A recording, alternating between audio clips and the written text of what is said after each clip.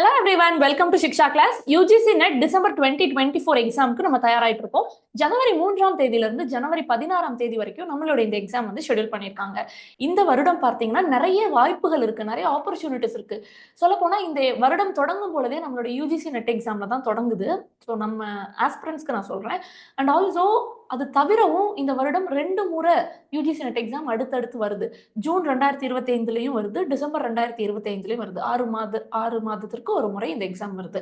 அதே மாதிரி பார்த்தீங்கன்னா டிஎன் செட் எக்ஸாமோட நோட்டிஃபிகேஷனை விரைவில் பிப்ரவரி மாதம் நம்ம எதிர்பார்க்கிறோம். ஸோ இந்த ஆண்டுக்குள்ள கண்டிப்பான முறையில் முற்பகுதியில் டிஎன் செட் எக்ஸாமும் அதை தொடர்ந்து காலேஜ் டிஆர்பி எக்ஸாமும் எதிர்பார்க்கிறோம். டிஆர்பி பொறுத்த வரைக்கும் பிஜிடிஆர்பியோட நோட்டிஃபிகேஷனும் நம்ம எதிர்நோக்கி தான் நிற்கிறோம். ஸோ இந்த வருடம் முழுக்க நம்ம வந்து நிறைய வாய்ப்புகள் நிறைந்திருக்கு அப்படிங்கிறத புரிஞ்சுக்கணும். கூடவே டிஎன்பிஎஸ்சிலையும் நமக்கு வந்து ஜூன் மாதம் குரூப் 1 எக்ஸாம்ஸ் இருக்கு. ஸோ இவ்வளவு வாய்ப்புகள் இருக்கும் பொழுது அந்த வாய்ப்புகளை நம்ம தயாராகிக்கிட்டோம் அப்படின்னா, அந்த வாய்ப்புகளை சிறந்த முறையில பயன்படுத்துவதற்கு நம்ம தயாராகிக்கிட்டோம் அப்படின்னா இந்த ஆண்டு ரொம்ப வெற்றிகரமான ஆண்டாவே அமையும். ஸோ இந்த ஆண்டுக்குரிய இனிய புத்தாண்டு வாழ்த்துக்கள் அனைவருக்கும். நம்ம இந்த வீடியோல தெளிவா கான்செப்சுவலா நம்மளுக்கு நடந்த மாக் டெஸ்ட்டுக்குரிய டிஸ்கஷன் தான் பார்க்க போறோம். அதாவது வர ஜனவரி 3ஆம் தேதியிலிருந்து 16ஆம் தேதி வரைக்கும் எக்ஸாம் அப்பியர் ஆகிறவங்க, யூஜிசி நெட் எக்ஸாம்ல கலந்துக்க போற எல்லாருக்கும் ஆல் ஓவர் தமிழ்நாடு நம்ம ஃப்ரீயா மாக் டெஸ்ட் கண்டக்ட் பண்ணினோம். இந்த மாக் டெஸ்ட்ல யாரெல்லாம் ரிசல்ட் எடுத்தாங்க அப்படிங்கிறதுமே நம்ம டிஸ்கஸ் பண்ணியிருந்தோம். நிறைய ஸ்டூடெண்ட்ஸ் அப்பியர் ஆயிருந்தாங்க.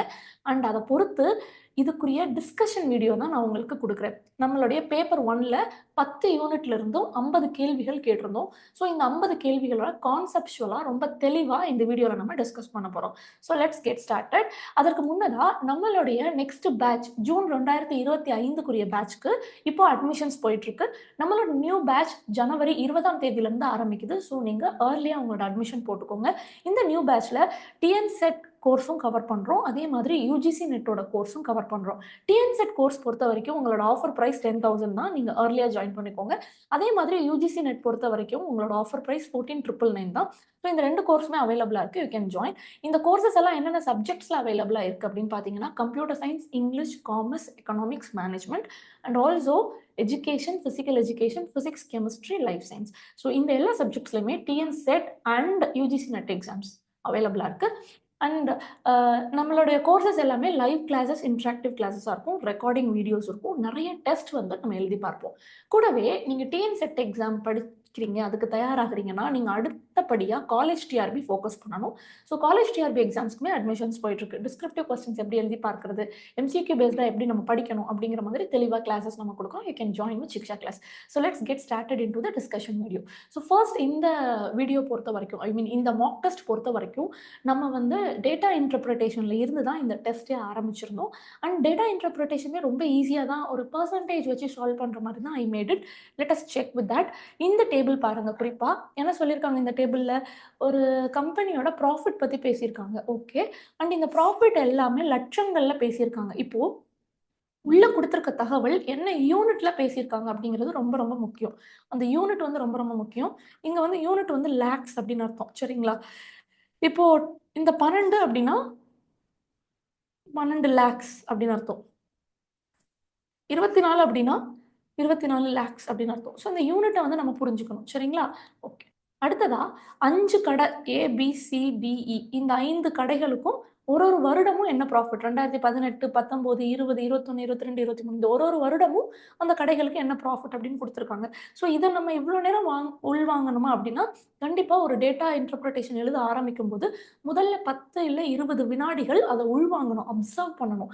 இந்த தெளிவான அப்சர்வேஷன் இருந்தால் தான் நம்ம இந்த டேபிள்ல இருந்து கொஸ்டினை கால்குலேட் பண்ணும்போது அந்த வேல்யூவை எடுத்து எழுதுவோம் இல்லையா, அப்படி எழுதும் போது நம்ம மிஸ்டேக் பண்ண மாட்டோம். சரிங்களா? அப்சர்வேஷன் ரொம்ப ரொம்ப முக்கியம். ஏன்னா கேர்லெஸ் மிஸ்டேக் நம்ம எங்க பண்ணுவோம்னா இந்த மாதிரி அப்சர்வேஷன்ல பண்ணக்கூடிய வாய்ப்பு உண்டு. ஸோ கண்டிப்பா ஒரு 10 to 20 செகண்ட்ஸ், 30 செகண்ட்ஸ் கூட எடுத்து என்ன கொடுத்துருக்காங்க அப்படின்னு இந்த first row and first column, இந்த ஃபர்ஸ்ட் ரோலையும் ஃபர்ஸ்ட் காலத்துலையும் என்ன கொடுத்துருக்காங்க அப்படிங்கிறத தெளிவாக புரிஞ்சுக்க முயற்சி செய்யுங்க. ஸோ இது ரொம்ப சிம்பிள்.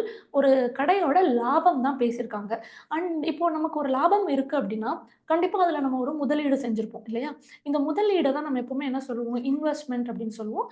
இல்லை ஒரு சில கொஸ்டின்ல வந்து இதை நம்ம எக்ஸ்பெண்டிச்சர் அப்படின்னு சொல்லுவாங்க. எக்ஸ்பெண்டிச்சர் அப்படின்னு சொல்லுவாங்க. ஓகே. ஸோ இது இன்வெஸ்ட்மெண்ட், எக்ஸ்பெண்டிச்சர், இது ரெண்டுமே வந்து ஒரு விஷயத்தை தான் குறிக்கும். என்னன்னா நம்ம வந்து அந்த கடை ஆரம்பிக்கும் போது அந்த ஒரு வருடமும் நம்ம தொழிலுக்கு எவ்வளோ மூலாதாரம் உள்ள போடுறோம், ஸோ எவ்வளோ இன்வெஸ்ட்மெண்ட் பண்ணுறோம் இது வந்து நம்ம 100% எடுத்துக்கணும் எப்போவுமே. ஓகே, இப்போ நம்ம ரூ. 100 உள்ள போடுறோம், உதாரணத்துக்கு ரூ. 100 நம்ம உள்ள போடுறோம் அப்படின்னா, அந்த வருடம் முழுக்க நம்ம பிஸ்னஸ் பண்ணிட்டு அதுக்கப்புறம் நமக்கு ஒரு ரூ. 120 கையில் கிடைக்குதுன்னு வச்சுக்கோங்களேன். இந்த ரூ. 120 அப்படிங்கிறது நமக்கு வரக்கூடிய இன்கம். இங்கிலீஷில் சொல்லணும்னா அதை இன்கம்னு சொல்லுவோம், இல்லைனா வருமானம் அப்படின்னு சொல்லுவோம். சரிங்களா? ஓகே, இப்போ நான் ரூ. 100 உள்ள போட்டேன், ஆனால் ரூ. 120 கையில் எடுத்திருக்கேன். அதில் எனக்கு ரூ. 20 தான் லாபம். புரியுதுங்களா? இந்த ரூ. 20 அப்படிங்கிறதா என்னோட லாபம், ப்ராஃபிட். திரும்ப அடுத்த ஆண்டு என்ன பண்ணுவேன்னா, இந்த ரூ. 120ல ரூ. 20 ப்ராஃபிட்ட நான் கையில எடுத்துப்பேன். திரும்ப இருக்கிற அந்த ரூ. 100 அடுத்த ஆண்டு நான் என்ன பண்ணுவேன்னா, முதலீடுக்கு போட்டுப்பேன். ஏன்னா, இது அடுத்த இன்வெஸ்ட்மென்ட்டா போயிடும். ஸோ இந்த இன்வெஸ்ட்மென்ட்டையும், ப்ராஃபிட்டையும் கூட்டினா எனக்கு வந்து இன்கம் கிடைக்கும். இல்லன்னா, இன்கமையும் இன்வெஸ்ட்மென்ட்டையும் மைனஸ் பண்ணா எனக்கு ப்ராஃபிட் கிடைக்கும். ஸோ நீங்க எப்படி வேணாலும் இத புரிஞ்சுக்கலாம். ஆனா இதுக்கு பின்னாடி இருக்கிற கான்செப்ட் வந்து ஒண்ணு தான். நீங்க இத எப்படி புரிஞ்சுட்டாலும், அது பின்னாடி இருக்கிற அடிப்படையான கான்செப்ட் இதுதான். ஒரு ஒரு வருடமும் ஒரு ஒரு தொழில்ல இல்ல ஒரு தனிநபர் ஒரு தொழில் தொடங்கும் பொழுது, அதுல குடுக்கக்கூடிய இன்வெஸ்ட்மென்ட்ட நம்ம 100%ன்னு எடுத்துக்கணும். இப்போ இங்க வந்து நமக்கு வந்து லாபம் தான் குடுத்துருக்காங்க. ஆனா லாபத்துக்கு முன்னாடி அவங்க எவ்வளவு முதலீடு பண்ணியிருக்காங்கன்னு நமக்கு தெரியாது. அப்போ அது தெரியாத பட்சத்துல நம்ம வந்து அத ரூ. 100 அப்படின்னு எடுத்து சம் சால்வ் பண்ணலாம். இல்லன்னா அத 100% அப்படின்னு புரிஞ்சுகிட்டு நம்ம சம் சால்வ் பண்ணலாம். இதுதான் இந்த கொஸ்டினுக்கு பின்னாடி இருக்கிற கான்செப்ட் அப்படிங்கிறது. Okay, fine. இப்ப நம்ம ஒரு ஒரு கொஸ்டினா போலாம். தேவைப்பட்டா இந்த ஃபார்முலா யூஸ் பண்ணிக்கோங்க. இல்லாட்டி உங்களுக்கு அடிப்படை புரிதல் இருக்கும் இல்லையா? ஒரு முதலீடு இருக்கு. இந்த முதலீடு போட்டா நமக்கு வந்து ஒரு வருமானம் வரும். வருமானம் வரும். கண்டிப்பா அதுக்குள்ள ஒரு லாபம் வச்சு தான் வரும் இல்லையா? ரூ. 100 முதலீடு போடுறேன். ரூ. 120 எனக்கு வருமானம் வருதுன்னா, அதுல இந்த ரூ. 20 லாபம். இத தான் வந்து இந்த இடத்துல குடுத்துருக்காங்க. ஒரு ஒரு ஆண்டும் எவ்வளோ லாபம் அப்படிங்கிறது, இத தான் வந்து நமக்கு டேட்டாவா குடுத்துருக்காங்க. இந்த புரிதலோட நீங்க எப்படி வேணாலும் ஃபார்முலா வந்து மேக் பண்ணிக்கலாம். Okay, fine. So look at the first question. First question பாருங்க. Consider the percentage change in profit for stores A, B, D, E. Okay. A, B, D, E தான் குடுத்துருக்காங்க. இவங்க எல்லா வருஷமும் குடுக்கல. சிய மிஸ் பண்ணிட்டாங்க. ஸோ இங்க நீங்க தெளிவா புரிஞ்சுக்கணும். For the pair of year 2018 to 2019, again 2018 to 19, 2018 to 22, 2018 to 22.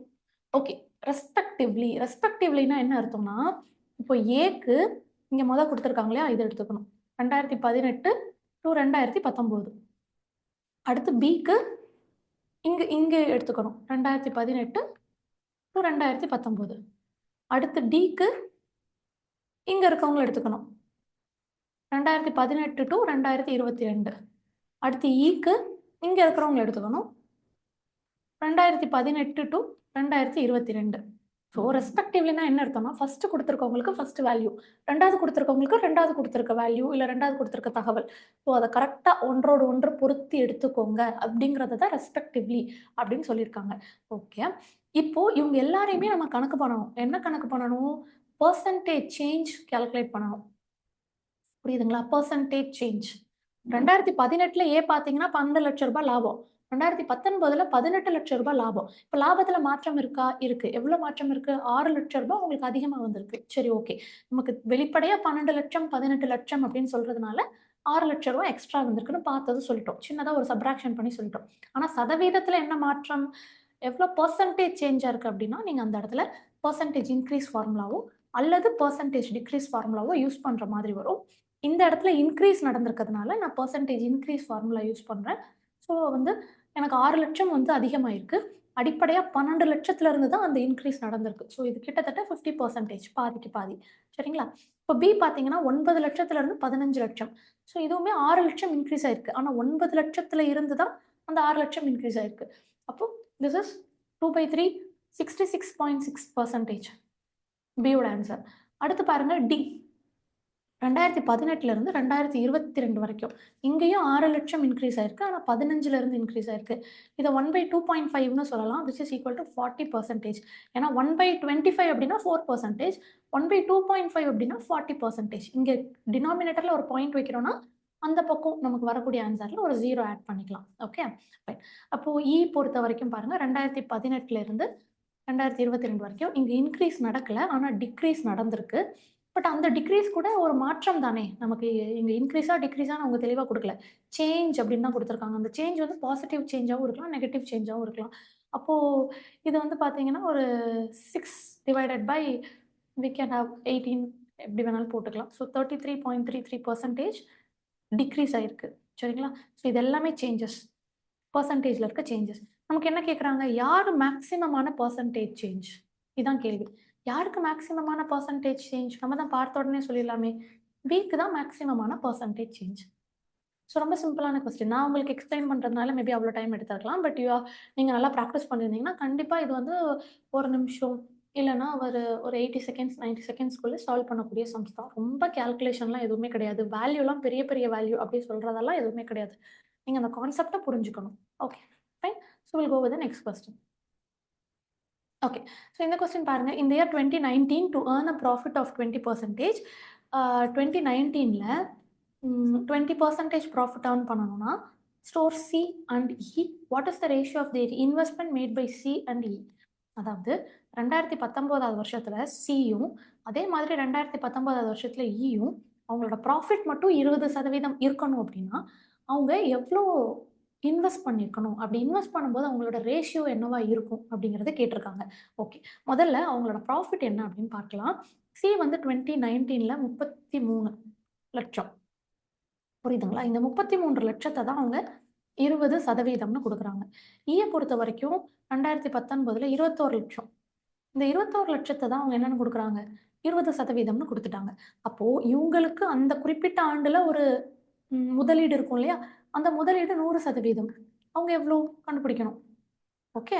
இப்போ இந்த முதலீடு 100% எவ்வளோன்னு கண்டுபிடிச்சதுக்கப்புறம், அவங்களோட ரேஷியோவ எடுத்து எழுதணும். ஓகே. சி/இ யோட ரேஷியோ. சி 2019ல அவங்களோட இன்வெஸ்ட்மென்ட் இஸ் டூ இ 2019ல அவங்களோட இன்வெஸ்ட்மென்ட். அவ்வளோதான். இத எடுத்து எழுதினா, ரேஷியோவ எடுத்து எழுதினா நமக்கு ரொம்ப ஈஸியா ஆன்ஸர் கிடைச்சிரும். பட் இந்த இந்த 100% கண்டுபிடிக்கணும். ஏன்னா இன்வெஸ்ட்மென்ட் எப்பவுமே 100% தானே. ஓகே. இப்போ 33 லேக்ஸ் அப்படிங்கிறது 20% அப்படின்னா, 100% என்னவா இருக்கும்? இதான் கொஸ்டின். ஸோ இது நம்ம கண்டுபிடிக்க வேண்டிய எக்ஸ் அப்படின்னு வச்சுக்கிட்டோம் அப்படின்னா, 100 into 33 divided by 20. So when you make questions like this 165. So அவங்க 165,00,000 முதலீடா குடுத்து 33,00,000 வந்து லாபமா எடுக்குறாங்க. சரிங்களா? ஓகே. அடுத்து அ லாபம் மட்டும் 33,00,000 அப்படி எடுக்குறாங்க. அடுத்து பாருங்க, இவங்களுக்கு வந்துட்டு 20% அப்படிங்கிறது 21 அப்படின்னா, 100% எவ்வளோ? இதான் நம்ம கண்டுபிடிக்க வேண்டிய எக்ஸ். அப்போ இந்த X is equal to 21 into 100 divided by 20. So இங்க வந்து 105 வரும். ஓகே. ஸோ இத நம்ம சால்வ் பண்ணி எழுதினோம் அப்படின்னா, 11:7. 15 டேபிள்ல 11:7. ஸோ இதுதான் நம்மளோட ஆன்சர். ரொம்ப சிம்பிளான ஆன்சர்.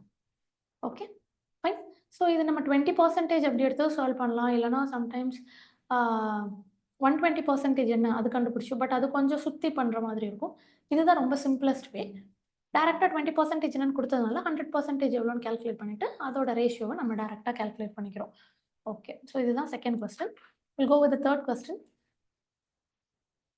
இந்த தேர்ட் கொஸ்டின் பொறுத்தவரைக்கும், what should be the income of store D in 2020 கேட்டிருக்காங்க. So that it's profit percentage is 30%. Okay. இப்போ லைக் இந்த கொஸ்டினுடைய பிடிஎஃப் நான் கீழ டிரைவ் லிங்க்ல குடுக்குறேன். மறக்காம போய் டவுன்லோட் பண்ணிக்கோங்க. இல்ல மேம் இத நான் டெஸ்ட்டாவே எழுதி பார்க்கணும் அப்படி கேட்டீங்கன்னா, ஒருவேளை டெஸ்ட் எழுதாம மிஸ் பண்ணிருப்பீங்கல்ல அவங்களுக்கு சொல்றேன். இல்ல மேம் இத நான் டெஸ்ட்டாவே எழுதி பார்க்கணும் அப்படி நீங்க நினைச்சீங்கன்னா, you can go with the mock test link. அதுவும் நான் கீழ குடுக்குறேன். நம்ம ஆப்ப டவுன்லோட் பண்ணிட்டு ஓஆர்ஜி கோட் போடுங்க. அண்ட் அதில உங்களுக்கு ஒரு ஓடிபி ரிசீவ் பண்ணுவீங்க. அந்த ஓடிபியும் நீங்க ப்ராப்பரா என்டர் பண்ணி உள்ள போனீங்கன்னா, நீங்க டெஸ்ட் எழுத முடியும். டெஸ்ட் உங்களுக்கு ஃப்ரீலி அவைலபிள் தான். So it will be visible to you. டெஸ்ட்ட கிளிக் பண்ணி உங்களோட மேஜர் சப்ஜெக்ட்டுக்கு என்னவோ அத கிளிக் பண்ணி எழுதுங்க. ஸோ 2 லிங்க்குமே நான் கீழ குடுக்குறேன். டெஸ்ட் எழுதி பார்த்துட்டு கூட நீங்க வந்து ரிவிஷன் டிஸ்கஷன் அட்டெண்ட் பண்ணுங்க. Okay, fine. So look at this. What about what should be the income of store D in 2020? 2020ல டிக்கு எவ்வளோ இன்கம் இருக்கணும் அப்படின்னு கேட்டிருக்காரு. இதான் நம்ம கண்டுபிடிக்க போறோம். டியோட income. So that it's profit percentage is 30%. நல்லா கவனிக்கணும். ப்ராஃபிட் பெர்சன்டேஜ் வந்து 30%ன்னு குடுத்துட்டாங்க. எப்பவுமே ஆல்வேஸ் இன்வெஸ்ட்மென்ட் வில் பி 100%. இது நமக்கே தெரியும். So that income will be 130%. Okay. இதுதானே ரொம்ப சிம்பிளான ஃபார்முலா இல்லையா? இது நமக்கே தெரியும். இது உங்க கொஸ்டின்ல இத குடுத்துருக்காங்க. ஸோ தட் நம்ம இத கண்டுபிடிச்சுட்டோம். ஓகே. அண்ட் இந்த 18,00,000 தான் இந்த 30%. 18 lakhs is equal to 30%. அப்போ 100 lakhs என்னவா 100% என்னவா இருக்கும்? இதான் நம்ம கண்டுபிடிக்க வேண்டிய எக்ஸ். ஸோ எக்ஸ் நம்ம கண்டுபிடிக்க வேண்டியதை மேலே கொண்டு வந்துடணும். ஐ ரிப்பீட், நம்ம கண்டுபிடிக்க வேண்டியதை மேலே கொண்டு வந்துடணும். மீதி இருக்கிற எல்லாத்தையுமே வந்து ஆப்போசிட் சைடில் கொண்டு வந்துடணும். So X is equal to 100 into 18 divided by 30. So X வந்து 60 lakhs. இந்த 100% நம்ம சொல்லியிருக்கோம் இல்லையா, இவங்க வந்து 60 lakhs. ஓகே, அண்ட் இவங்க வந்து ஒரு 18 lakhs. அப்போ மொத்தமாக 130% அப்படிங்கிறது நமக்கு 78 lakh. புரியுதுங்களா? இப்போ நீங்கள் டேரெக்டாக என்ன பண்ணலாம்னா 130% எவ்வளோன்னு கண்டுபிடிக்கலாம். ஓகே, மேபி அது 130ன்னு போடும்போது உங்களுக்கு மல்டிப்ளிகேஷன் கொஞ்சம் டிஃப்ரெண்ட்டாக இருக்கும். But you can also go with that.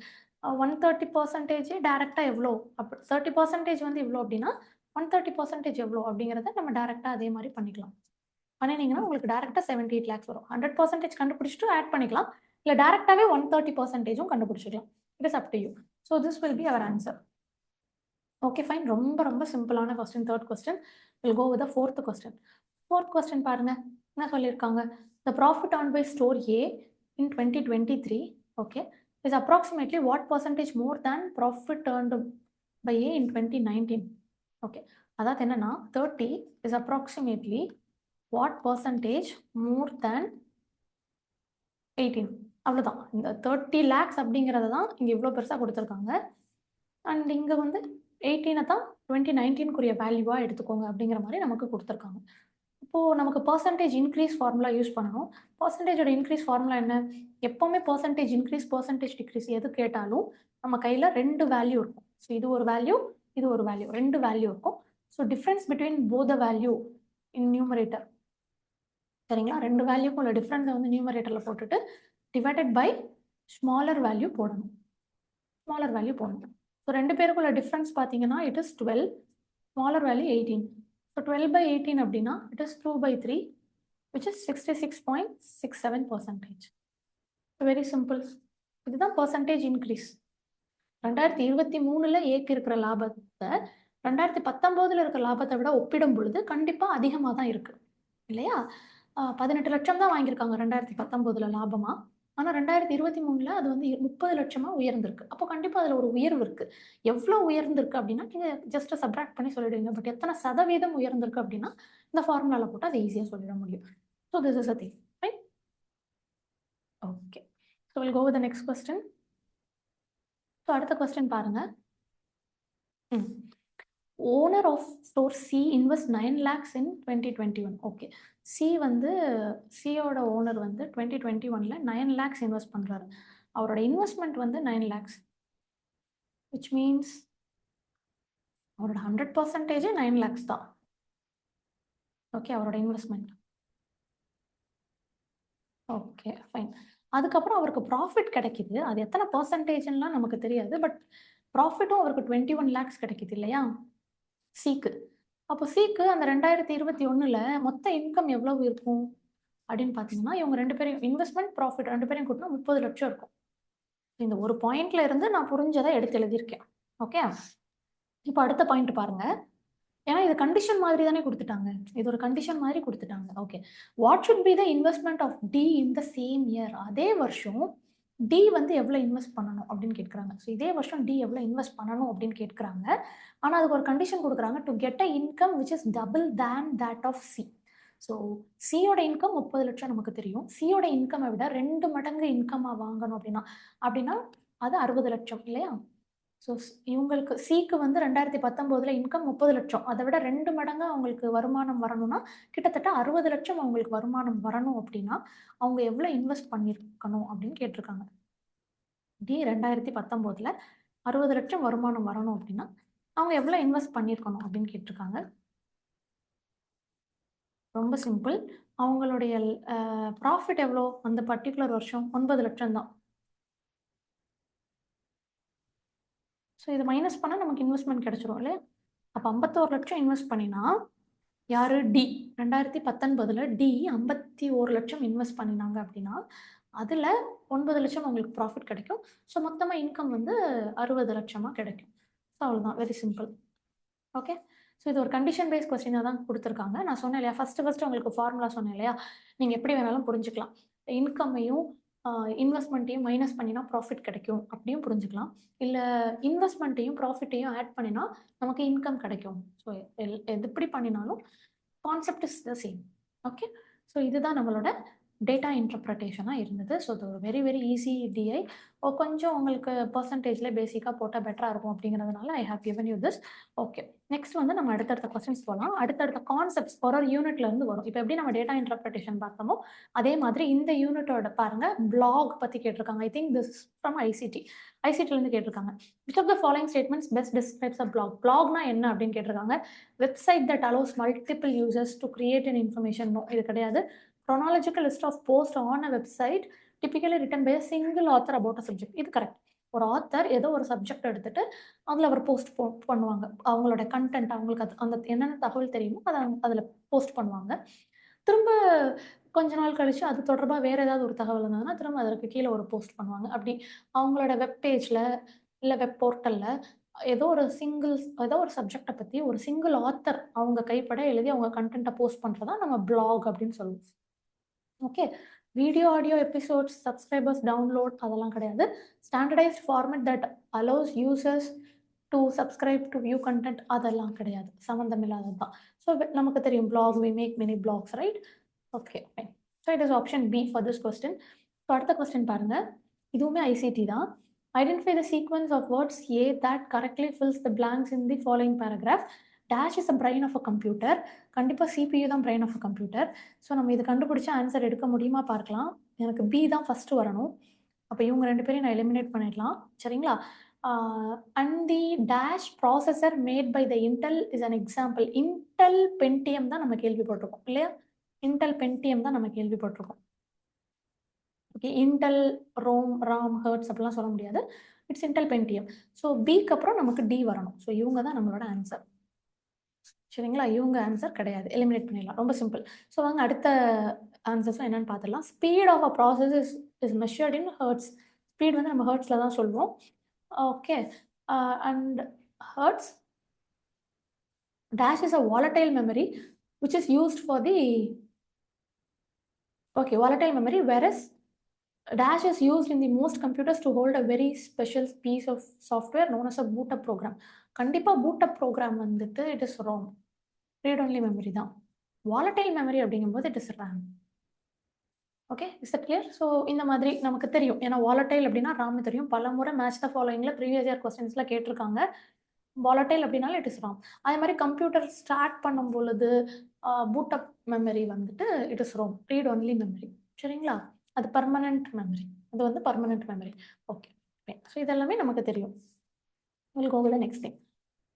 Identify the correct order of the following major technical changes in the development of computers. Development of computers first generation இருந்து fourth generation வரைக்கும் arrange பண்ண சொல்லியிருக்காங்க.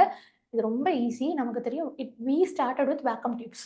Vacuum டியூப்ஸில் தான் இப்போ நீங்கள் எனக்கு தெரிஞ்சு இப்போ நம்ம படிக்கும்போது 6th ஸ்டாண்டர்டில் தான் கம்ப்யூட்டர் சயின்ஸை இன்ட்ரடியூஸ் பண்ணாங்க. அதுவுமே கூட மெட்ரிகுலேஷன் ஸ்கூல் படித்த குழந்தைங்களுக்கு தான்.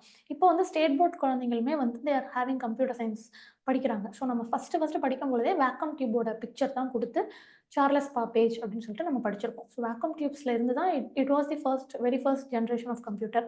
ஸோ இது தெரிஞ்சாலே we can answer this question. ரொம்ப சிம்பிளாக இந்த கொஸ்டின் வந்து இது தெரிஞ்சாலே நம்ம ஆன்சர் பண்ணிட முடியும். ஸோ வேக்கம் டியூப்ஸ்க்கு அப்புறம் தான் டிரான்சிஸ்டர் வந்தது. டிரான்சிஸ்டருக்கு அப்புறம் தான் இன்டகிரேட்டட் சர்க்கியூட்ஸ் ஐசி வந்தது. அதுக்கப்புறம் இப்போ மைக்ரோ ப்ராசஸரை விட இன்னும் ஸ்பீடாக என்னென்னலாம் நம்ம பண்ண முடியுமோ, ஜென்ரேஷன் எப்படி எடுத்துகிட்டு போக முடியுமோ, we are moving towards AI இல்லையா? இந்த மாதிரி நம்ம நிறையா பண்ணி போயிட்டுருக்கோம். ஸோ இதுதான் order, you can make a note of it. Okay, அடுத்து பாருங்க, மேட்ச் த ஃபாலோயிங். ஐசிடியோட டேர்ம்ஸ் மீனிங்ஸ் எப்பவுமே வந்து குரோனாலஜிக்கல் ஆர்டரில் ஒரு கொஸ்டின், அப்ரிவேஷன் பேஸ்டாக ஒரு கொஸ்டின், மேட்ச் த ஃபாலோயிங் பண்ணி ஒரு கொஸ்டின். இந்த மேட்ச் த ஃபாலோயிங் வந்து இங்கே இன்புட் அவுட்புட் டிவைசஸ் வச்சு கேட்டிருக்காங்க.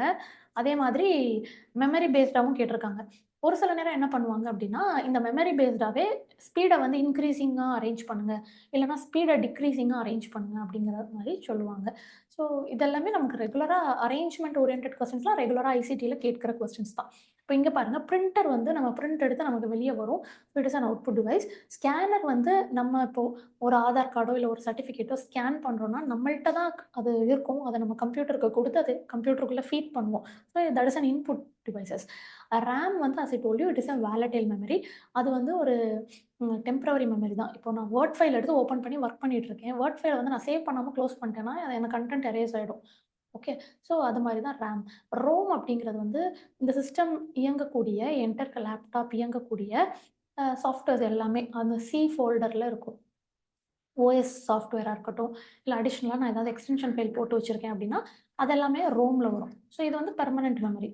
நான் வாலடைல். திஸ் இஸ் நான் வாலடைல். சரிங்களா? திஸ் இஸ் நான் வாலடைல், திஸ் இஸ் பெர்மனன்ட்.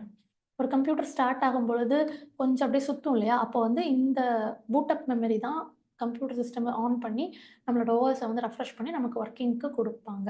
இது எல்லாமே Rome.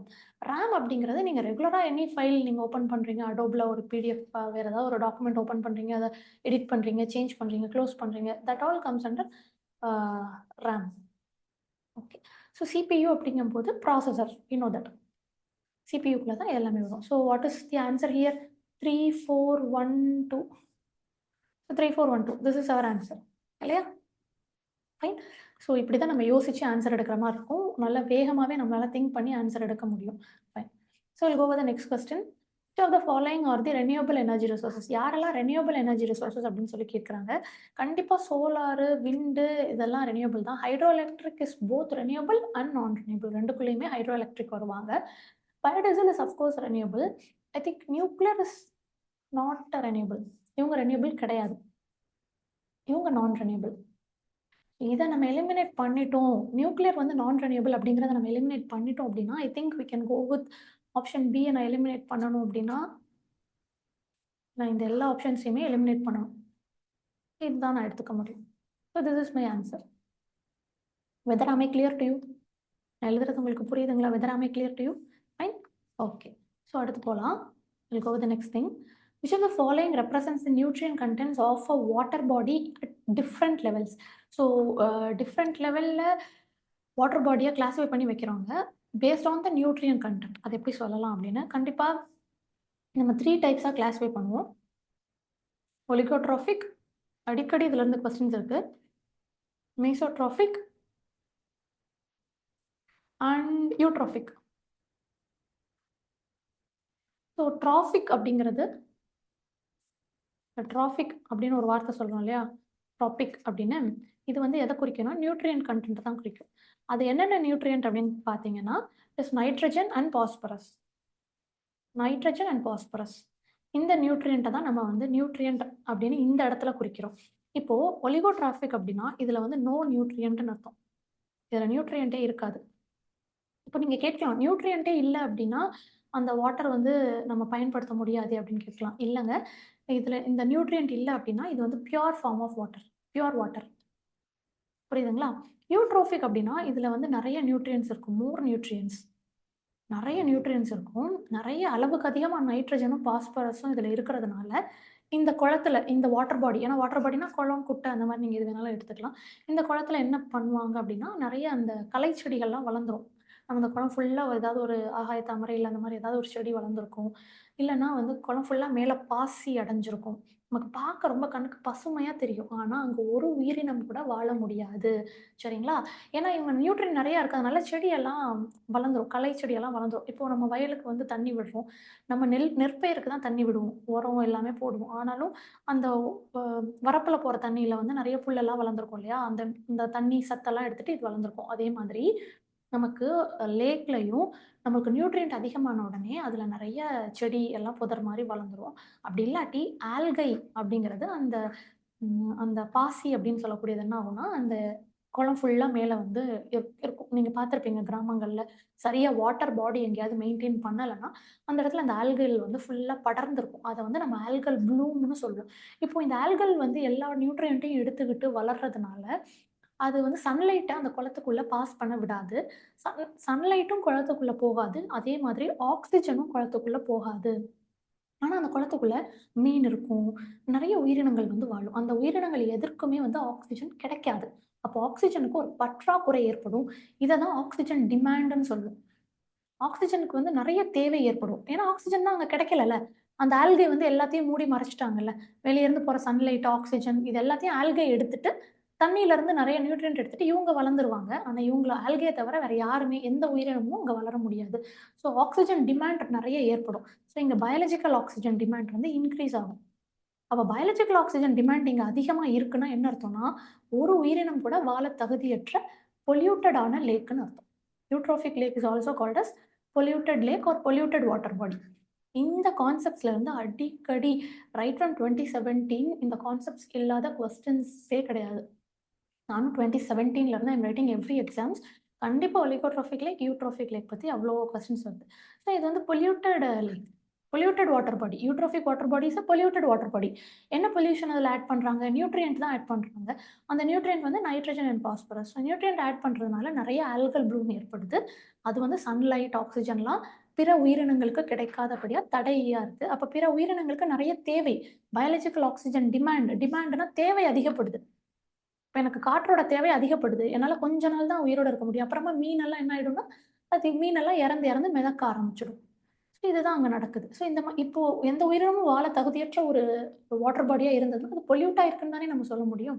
So eutrophic lakes are polluted lake. Whereas oligotrophic லேக்ல வந்துட்டு நியூட்ரியன்ட்ஸ் வந்து எதுவும் இருக்காது. ஸோ அந்த மாதிரி தேவையில்லாத களை செடி, ஆல்கை அதெல்லாம் வளராது. அது பியூரான வாட்டர். அதுல வந்து மீன், தவளை நெறைய உயிரினங்கள் வந்து இருக்கும். சரிங்களா? ஸோ இது பியூர் வாட்டர். இங்க வந்து இந்த பியூர் வாட்டர்ல பயாலஜிக்கல் ஆக்ஸிஜன் டிமாண்ட் வந்து it is very, very, very less. ஏன்னா, அங்க நல்ல ஆக்ஸிஜன் இருக்கும். அந்த நீர்லயே வந்து எந்த விதமான மாசும் கலக்காததுனால, நெறைய ஆக்ஸிஜன் வந்து தண்ணீலயே இருக்கும். அதனால ஆக்ஸிஜனோட தேவை வந்து இங்க ரொம்ப குறைவா இருக்கும். சரிங்களா? ஸோ இந்த கான்செப்ட்ஸ் புரிஞ்சுக்கோங்க. இது ரிலேட்டடா அவங்க அசர்ஷன் அண்ட் ரீசனிங்லயோ, இல்ல அ ஸ்டேட்மெண்ட் பேஸ்டாவோ கொஸ்டின்ஸ் வந்து கேட்கலாம். மீசோட்ரோபிக்னா கொஞ்சம் ஓரளவு இது 2க்கும் நடுநிலையா இருக்கக்கூடியதுன்னு வச்சுக்கோங்களேன். ஒலிகோட்ரோபிக்கும், யூட்ரோபிக்கும் நடுநிலையா இருக்கக்கூடியது. ரொம்ப நியூட்ரியன்ட்டும் இருக்காது. நியூட்ரியன்ட் இல்லாமலும் இருக்காது. கொஞ்சம் கொஞ்சம் நியூட்ரியன்ட் இருக்கும். Okay fine. ஸோ நம்ம இத வந்து யூட்ரோபிக், மீசோட்ரோபிக், ஒலிகோட்ரோபிக் இப்படி பிரிக்கலாம். பிசிஇ இதுதான் நம்மளோட ஆன்சர். இந்த ஃபோட்டோட்ரோபிக், கீமோட்ரோபிக் இதெல்லாம் வந்து இதோட தொடர்பு இல்லாத வார்த்தைகள். இந்த கன்டென்ட்டோட தொடர்பு இல்லாத வார்த்தைகள். சரிங்களா? Okay fine. So I'll take you to the next question. So which of the following is correct chronological order of the earliest to the latest of different acts according to the year of enactment in India? Okay. அப்போ இதுக்கு முன்னாடிலாம் questions எப்படி கேட்பாங்கன்னா, water act எந்த வருஷம்? ஏர் act எந்த வருஷம்? Environmental act எந்த வருஷம்? அப்படி கேட்பாங்க. பட் இப்போ எப்படி கேட்டிருக்காங்க அப்படின்னா, um it is all about எல்லாத்தையுமே குடுத்துட்டு, அது வருஷப்படி அரேஞ்ச் பண்ணுங்க. Earliest to latest. Okay. So first வந்தது யாருன்னா, வாட்டர் ஆக்ட் தான். 1974. ஓகே. அதற்கு அடுத்து வந்தது ஏர் ஆக்ட் 1981. இதற்கப்புறம் வந்தது தான் environmental protection act. I think இங்க அது மிஸ் அவுட் ஆயிடுச்சு. Environmental protection act. ஸோ இவங்க வந்துட்டு இட் வாஸ் 1986. இவங்க என்விரான்மென்டல் புரொடெக்ஷன் ஆக்ட் வந்து 1986. 1986 தான் environmental protection act. Okay. Fine clear? So இந்த வருஷத்த மறந்துடாதீங்க. இத பேஸ் பண்ணி வேற எந்த கொஸ்டின் வேணாலும் கேட்கலாம். ஏதாவது ஒரு அசர்ஷன் அண்ட் ரீசனிங்ல வந்துட்டு வாட்டர் ஆக்ட் 1981 அப்படின்னா நமக்கு தெரியணும். இல்ல வாட்டர் ஆக்ட் வந்து 1974. ஏர் ஆக்ட் தான் வந்து 1981. ஸோ இது நமக்கு தெரிஞ்சா தான் அந்த ஸ்டேட்மெண்ட் தப்புன்னு நம்ம போட முடியும். ஸோ ஒரே கான்செப்ட் தான். அந்த கொஸ்டினோட ஸ்ட்ரக்சர், பேட்டர்ன் இதுதான் மாறும். Concepts are repeated in our UGC NET exam. Kindly try understanding that. சரிங்களா? ஓகே. ஸோ அடுத்த கொஸ்டின் பாருங்க. Sustainable development goals. Sustainable development goals வந்துட்டு இதற்கு முன்னாடி கொஸ்டின்ஸ் கேட்கும்போது சஸ்டைனபிள் டெவலப்மென்ட் கோல்ஸ்னா என்ன அப்படிங்கிற மாதிரி கேட்டிருந்தாங்க. அதற்கப்புறமா வந்துட்டு இந்த இந்த கோல் வந்து சஸ்டைனபிள் டெவலப்மென்ட் கோல்குள்ள வருமா வராதா அப்படிங்கிற மாதிரி கோட் பேஸ்டா கேட்டாங்க. நம்ம ஓரளவு அந்த 17 கோலை தெரிஞ்சுட்டு போனா நமக்கு வாசிக்கும்போது எது வித்தியாசமா இருக்கோ அதை எலிமினேட் பண்ணிட்டு ஆன்சர் பண்ணிட முடியும். ஆனா இப்போ என்ன கேட்கறாங்கன்னா 13வது கோல் என்ன? 7வது கோல் என்ன, 9வது கோல் என்ன, இப்படி நம்பர் வச்சு கேட்கறாங்க. அப்போ நம்ம என்ன பண்ணணும்? 17 கோலும் தரோவா வச்சிருக்கணும். ஸோ அது எப்படி 17 கோலும் தரோவா வச்சுக்கிறது? அது வந்து நீங்க அந்த இமேஜ் இருக்கும் இல்லையா? 17 கோலும் போட்டு இமேஜ் இருக்கும். நம்மளோட மெட்டீரியல்ல இருக்கும். கிளாஸ்ல நம்ம ஷேர் பண்ணியிருப்போம். நீங்க ஜஸ்ட் கூகுள் பண்ணா கூட எஸ்டிஜியோட கோல்ஸ் 17 கோல்ஸும் என்ன அப்படிங்கிறது உங்களுக்கு தெளிவா தெரியும். ஸோ அத வந்து நீங்க எக்ஸாம் ஹாலுக்கு போறதுக்கு முன்னாடி யூ கேன் ஜஸ்ட் ரிவைஸ் பார்த்துட்டு போலாம். அப்போ நல்லா கண்ணுல பதியிற மாதிரி பார்த்துட்டு போலாம். அடுத்து வேற என்ன செய்யலாம் அப்படின்னு கேட்டீங்கன்னா, I think you can a refer your previous year questions. இப்போ இந்த கொஸ்டின் பார்க்கலாம். இப்போ இந்த கொஸ்டின் பார்க்கும்போது உங்களுக்கு ஒரு சில கோல் வந்து தெரிஞ்சுப்பீங்க. அட்லீஸ்ட் நீங்க இத மட்டும் ஞாபகம் வச்சுக்கிட்டா கூட, அடுத்த எக்ஸாம்ல கேட்க போற கொஸ்டின்ல இதுலருந்து ஏதாவது ஒரு ஹிண்ட்ட நீங்க யூஸ் பண்ணி சால்வ் பண்ற மாதிரி இருக்கும். சரிங்களா? ஸோ அந்த ஹிண்ட்ட நீங்க யூஸ் பண்ணி சால்வ் பண்ணீங்கன்னா, உங்களுக்கு ஈஸியா ஆன்சர் கிடைச்சிடும். அந்த மாதிரி தான் கொஸ்டின்ஸே ஃப்ரேம் பண்ணுவாங்க யுஜிசி நெட்ல. ரொம்ப நம்மள வந்து ரொம்ப டஃப்பா அப்படிலாம் கேட்க மாட்டாங்க. They need us to check whether we are working on previous year question. இது கண்டிப்பா 100% உண்மையான வார்த்தை. நம்ம ப்ரீவியஸ் இயர் கொஸ்டின வெரிஃபை பண்ணிட்டு வர்றோமா, ரெஃபர் பண்றோமா, படிக்கிறோமா அப்படிங்கிறத அவங்க செக் பண்ற மாதிரியே நம்மள பரிசோதிச்சு பார்க்குற மாதிரியே தான் அடுத்தடுத்த கொஸ்டின் பேப்பர் செட் பண்ணியிருப்பாங்க. ஏன்னா, எப்பவுமே எந்த ஒரு எக்ஸாம்லயுமே கொஸ்டின் பேப்பர் செட் பண்றவங்கள்ட்ட previous year question paper, syllabus இது 2 தான் அவங்க கையில இருக்கும். இத பேஸ் பண்ணி தான் அவங்க கொஸ்டின் பேப்பர் செட் பண்ணுவாங்க. ஸோ இன் தட் கேஸ் அ நீங்க ப்ரீவியஸ் இயர் கொஸ்டின்ஸ்ல இப்போ நீங்க ஒரு பெரிய கான்செப்ட்டா இருக்கு. இத நான் எப்படி படிக்கிறதுன்னா, அது அவ்ளோ டெப்த்தா படிக்காட்டி கூட, ப்ரீவியஸ் இயர் கொஸ்டின்ல என்ன சொல்லியிருக்காங்களோ, அந்த அளவாவது நீங்க மினிமம் தெரிஞ்சுட்டு போயிருக்கணும் எக்ஸாம்க்கு. ஸோ தட் அது எவ்ளோ பெரிய கான்செப்ட்டா இருந்தாலும், அதுல நீங்க மார்க் எடுக்கிறது ரொம்ப ஈஸி ஆயிடும். சரிங்களா? ஓகே. இப்ப இங்க வாங்க. Zero hunger. Zero hunger is SDG 2. சரிங்களா? அண்ட் அதே மாதிரி இப்போ சஸ்டெய்னபிள் அ சிட்டிசன் கம்யூனிட்டீஸ் இருக்காங்களா, இவங்க வந்து எஸ்டிஜி 11. இந்த கோல் வந்து எஸ்டிஜி 11. அடுத்து அஃபோர்டபிள் அண்ட் கிளீன் எனர்ஜி வந்து எஸ்டிஜி 7. கிளைமேட் ஆக்ஷன் வந்து SDG 13. Climate action SDG 13. So இதுதான். These are those goals. So இத வச்சு ஆன்சர் பண்ணீங்கன்னா 3, 4, 2, 1 இல்லையா? 3, 4, 2, 1. I think we can go with option A. So மறக்கக்கூடாது. ஜீரோ ஹங்கர் அப்படிங்கிறது எஸ்டிஜி 2. எப்பவுமே மறக்கக்கூடாது. இதே மாரி எஸ்டிஜி 4 வந்து நமக்கு வந்து எஜுகேஷன் பத்தி பேசுவாங்க. ஓகே. எஸ்டிஜி 4 வந்து எஜுகேஷன் பத்தி பேசுவாங்க. எஜுகேஷன் பத்தி பேசுவாங்க. ஸோ இந்த மாரி ஒரு சில கோல் வந்து ரொம்ப முக்கியமான கோலா இருக்கும். இதெல்லாம் மிஸ் பண்ணவே கூடாது. Okay. Fine. Will go with the next question. அடுத்து இதுவுமே வந்து நெறைய இன்டர்நேஷனல் கன்வென்ஷன்ஸ் இருக்கு. பட் எந்த கன்வென்ஷன நம்ம எதோட மேட்ச் பண்ணணும் அப்படிங்கிறது இட் இஸ் மச் இம்பார்ட்டன்ட். இப்போ கியோட்டோ புரோட்டோகால் இருக்கு. Kyoto protocol I think I can match directly with global warming. Because Kyoto protocol தான் குளோபல் வார்மிங்காக எக்ஸ்க்ளூசிவா சொன்னது. Montreal protocol is for ozone. Montreal protocol is for ozone. சரிங்களா? And அதே மாதிரி Paris அக்ரீமெண்ட்ல நெறைய விஷயம் பேசியிருந்தாலும், பாரிஸ் அக்ரீமெண்ட்ல தான் சோலார் அலையன்ஸ பத்தி பேசினோம். அதாவது இன்டர்நேஷனல் சோலார் அலையன்ஸ் அப்படின்னு சொல்லிட்டு இந்தியா இந்தியா வந்து அத தலைமை பொறுப்பேற்று, இதோட ஹெட் குவார்ட்டர்ஸ் இந்தியால இருக்கு. இந்தியா தலைமை பொறுப்பேற்று இன்டர்நேஷனல் லெவல்ல solar alliance we made it and a we are பயனர் இன்டூ இட். அதாவது நம்ம தான் அதுக்கு ரொம்ப தலையாய பொறுப்பெடுத்து அத ஆர்கனைஸ் பண்ணி செய்றோம். உலகளாவிய அளவுல ஒரு முன்னோடியா எல்லாருக்கும் செயல்படுறோம். ஸோ இந்த இன்டர்நேஷனல் சோலார் அலையன்ஸ் பத்தி நாங்க இப்படி தான் செய்ய போறோம் அப்படின்னு சொல்லி பாரிஸ் அக்ரீமெண்ட்ல ரொம்ப தெளிவா நம்மளுடைய பிரதம மந்திரியே வந்து சொன்னாங்க. So it was his own decisions. Okay. So Paris அக்ரீமெண்ட்ல நெறைய விஷயங்கள் நம்ம பேசியிருந்தாலும், சோலார் அலையன்ஸ பத்தி இந்தியா வந்து ரொம்ப தைரியமா பேசுச்சு. அதனால நான் இப்படி மேட்ச் பண்ணிக்கிறேன். ரியோ சமிட்ல நெறைய விஷயம் நடந்தது. ஆனா இங்க வந்து பயோடைவர்சிட்டி கன்சர்வேஷன் தான் குடுத்துருக்காங்க. அதனால நான் பயோடைவர்சிட்டி கன்சர்வேஷன் போட்டுக்கிறேன். ஏன்னா ரியோ சமிட்ல தான் நமக்கு அஜெண்டா 30 கிடைச்சிருக்கும். அந்த மாரி நெறைய டாக்குமெண்ட்ஸ் இருக்கு. பட் ஸ்டில் இங்க என்ன மேட்ச் பண்ண குடுத்துருக்காங்க, அத வச்சு தான் நான் மேட்ச் பண்றேன். ஆனா இது மறந்துறக்கூடாதீங்க. Montreal is always ozone depletion. Kyoto protocol is also a global warming. Okay. Paris agreement a a Paris அக்ரீமெண்ட்டா, கியோட்டோ புரோட்டோகாலா உங்களுக்கு குளோபல் வார்மிங் அப்படிங்கும்போது ஒரு டவுட் வரும்பொழுது, பாரிஸ் அக்ரீமெண்ட்ட மட்டும் தான் நீங்க சோலார் அலையன்ஸோட மேட்ச் பண்ண முடியும். ஸோ அதனால I am matching this way. Okay. So it is 1, 3, 2, 4. This is our answer. இது இது வந்து கொஞ்சம் ட்ரிக்கியான கொஸ்டின் தான். சரிங்களா? இது ட்ரிக்கியான கொஸ்டின் தான். ஒரே கொஸ்டின்ல கியோட்டோவும், பாரிஸும் கேட்டா, நம்ம எப்படி ஆன்ஸர் பண்றது? பிகாஸ் குளோபல் வார்மிங் அப்படிங்கிற அந்த வார்த்தைய வச்சு நம்ம சூஸ் பண்ணுவோம். பட் ஸ்டில் இங்க சோலார் அலையன்ஸ் குடுத்துருக்கறதுனால we have to rethink the arrangement. Fine. Okay. இப்போ நம்ம அடுத்த கொஸ்டின் போலாம். 3 major actions in the process of communication are. So கம்யூனிகேஷன்ல இருக்கக்கூடிய 3 மேஜர் ஆக்ஷன்ஸ் என்னென்ன அப்படின்னு சொல்லி கேட்கறாங்க. So it is receiving, sending and interpreting. So review பண்ணுறதுக்கோ இல்லை அனலைஸ் பண்ணுறதுக்கோ கம்யூனிகேஷன் ப்ராசஸில் வந்துட்டு they are not major process. But receive ஒரு ஒரு மெசேஜை வந்து நம்ம சென்ட் பண்ணணும். சென்ட் பண்ணின உடனே அவங்க ரிசீவ் பண்ணணும். ரிசீவ் பண்ணின மெசேஜை they have to interpret. Okay. So இதெல்லாமே வந்து ஒரு முக்கியமான actions in the process of communication. So ABD we can go with this answer. ABD புரியுதுங்களா? So very very simple question and simple answer. பொதுவாக ஒரு கம்யூனிகேஷன்னா will have a sender and will have a receiver. So இந்த sender and receiver எப்போ அந்த message வந்து சென்டர்லேருந்து receiver reach ஆகுதோ, அவங்க அந்த மெசேஜ் ரிசீவ் பண்ணுறாங்க அப்படின்னா they try to interpret the message. அந்த தகவலை புரிஞ்சுக்க முயற்சி செய்வாங்க. ஸோ அந்த இன்டர்பிரட்டேஷன் நடந்ததுக்கு அப்புறம் தான் நமக்கு வந்து that is much important. Interpretation of message is much important in the process of communication. So இவங்க மூணு விஷயத்தை தான் மேஜர் ஆக்ஷன்ஸ் ஆஃப் கம்யூனிகேஷன் அப்படின்னு சொல்கிறோம். Fine. Okay. So will go with the next thing. So அடுத்ததா மேட்ச் த ஃபாலோயிங் கொடுத்துருக்காங்க.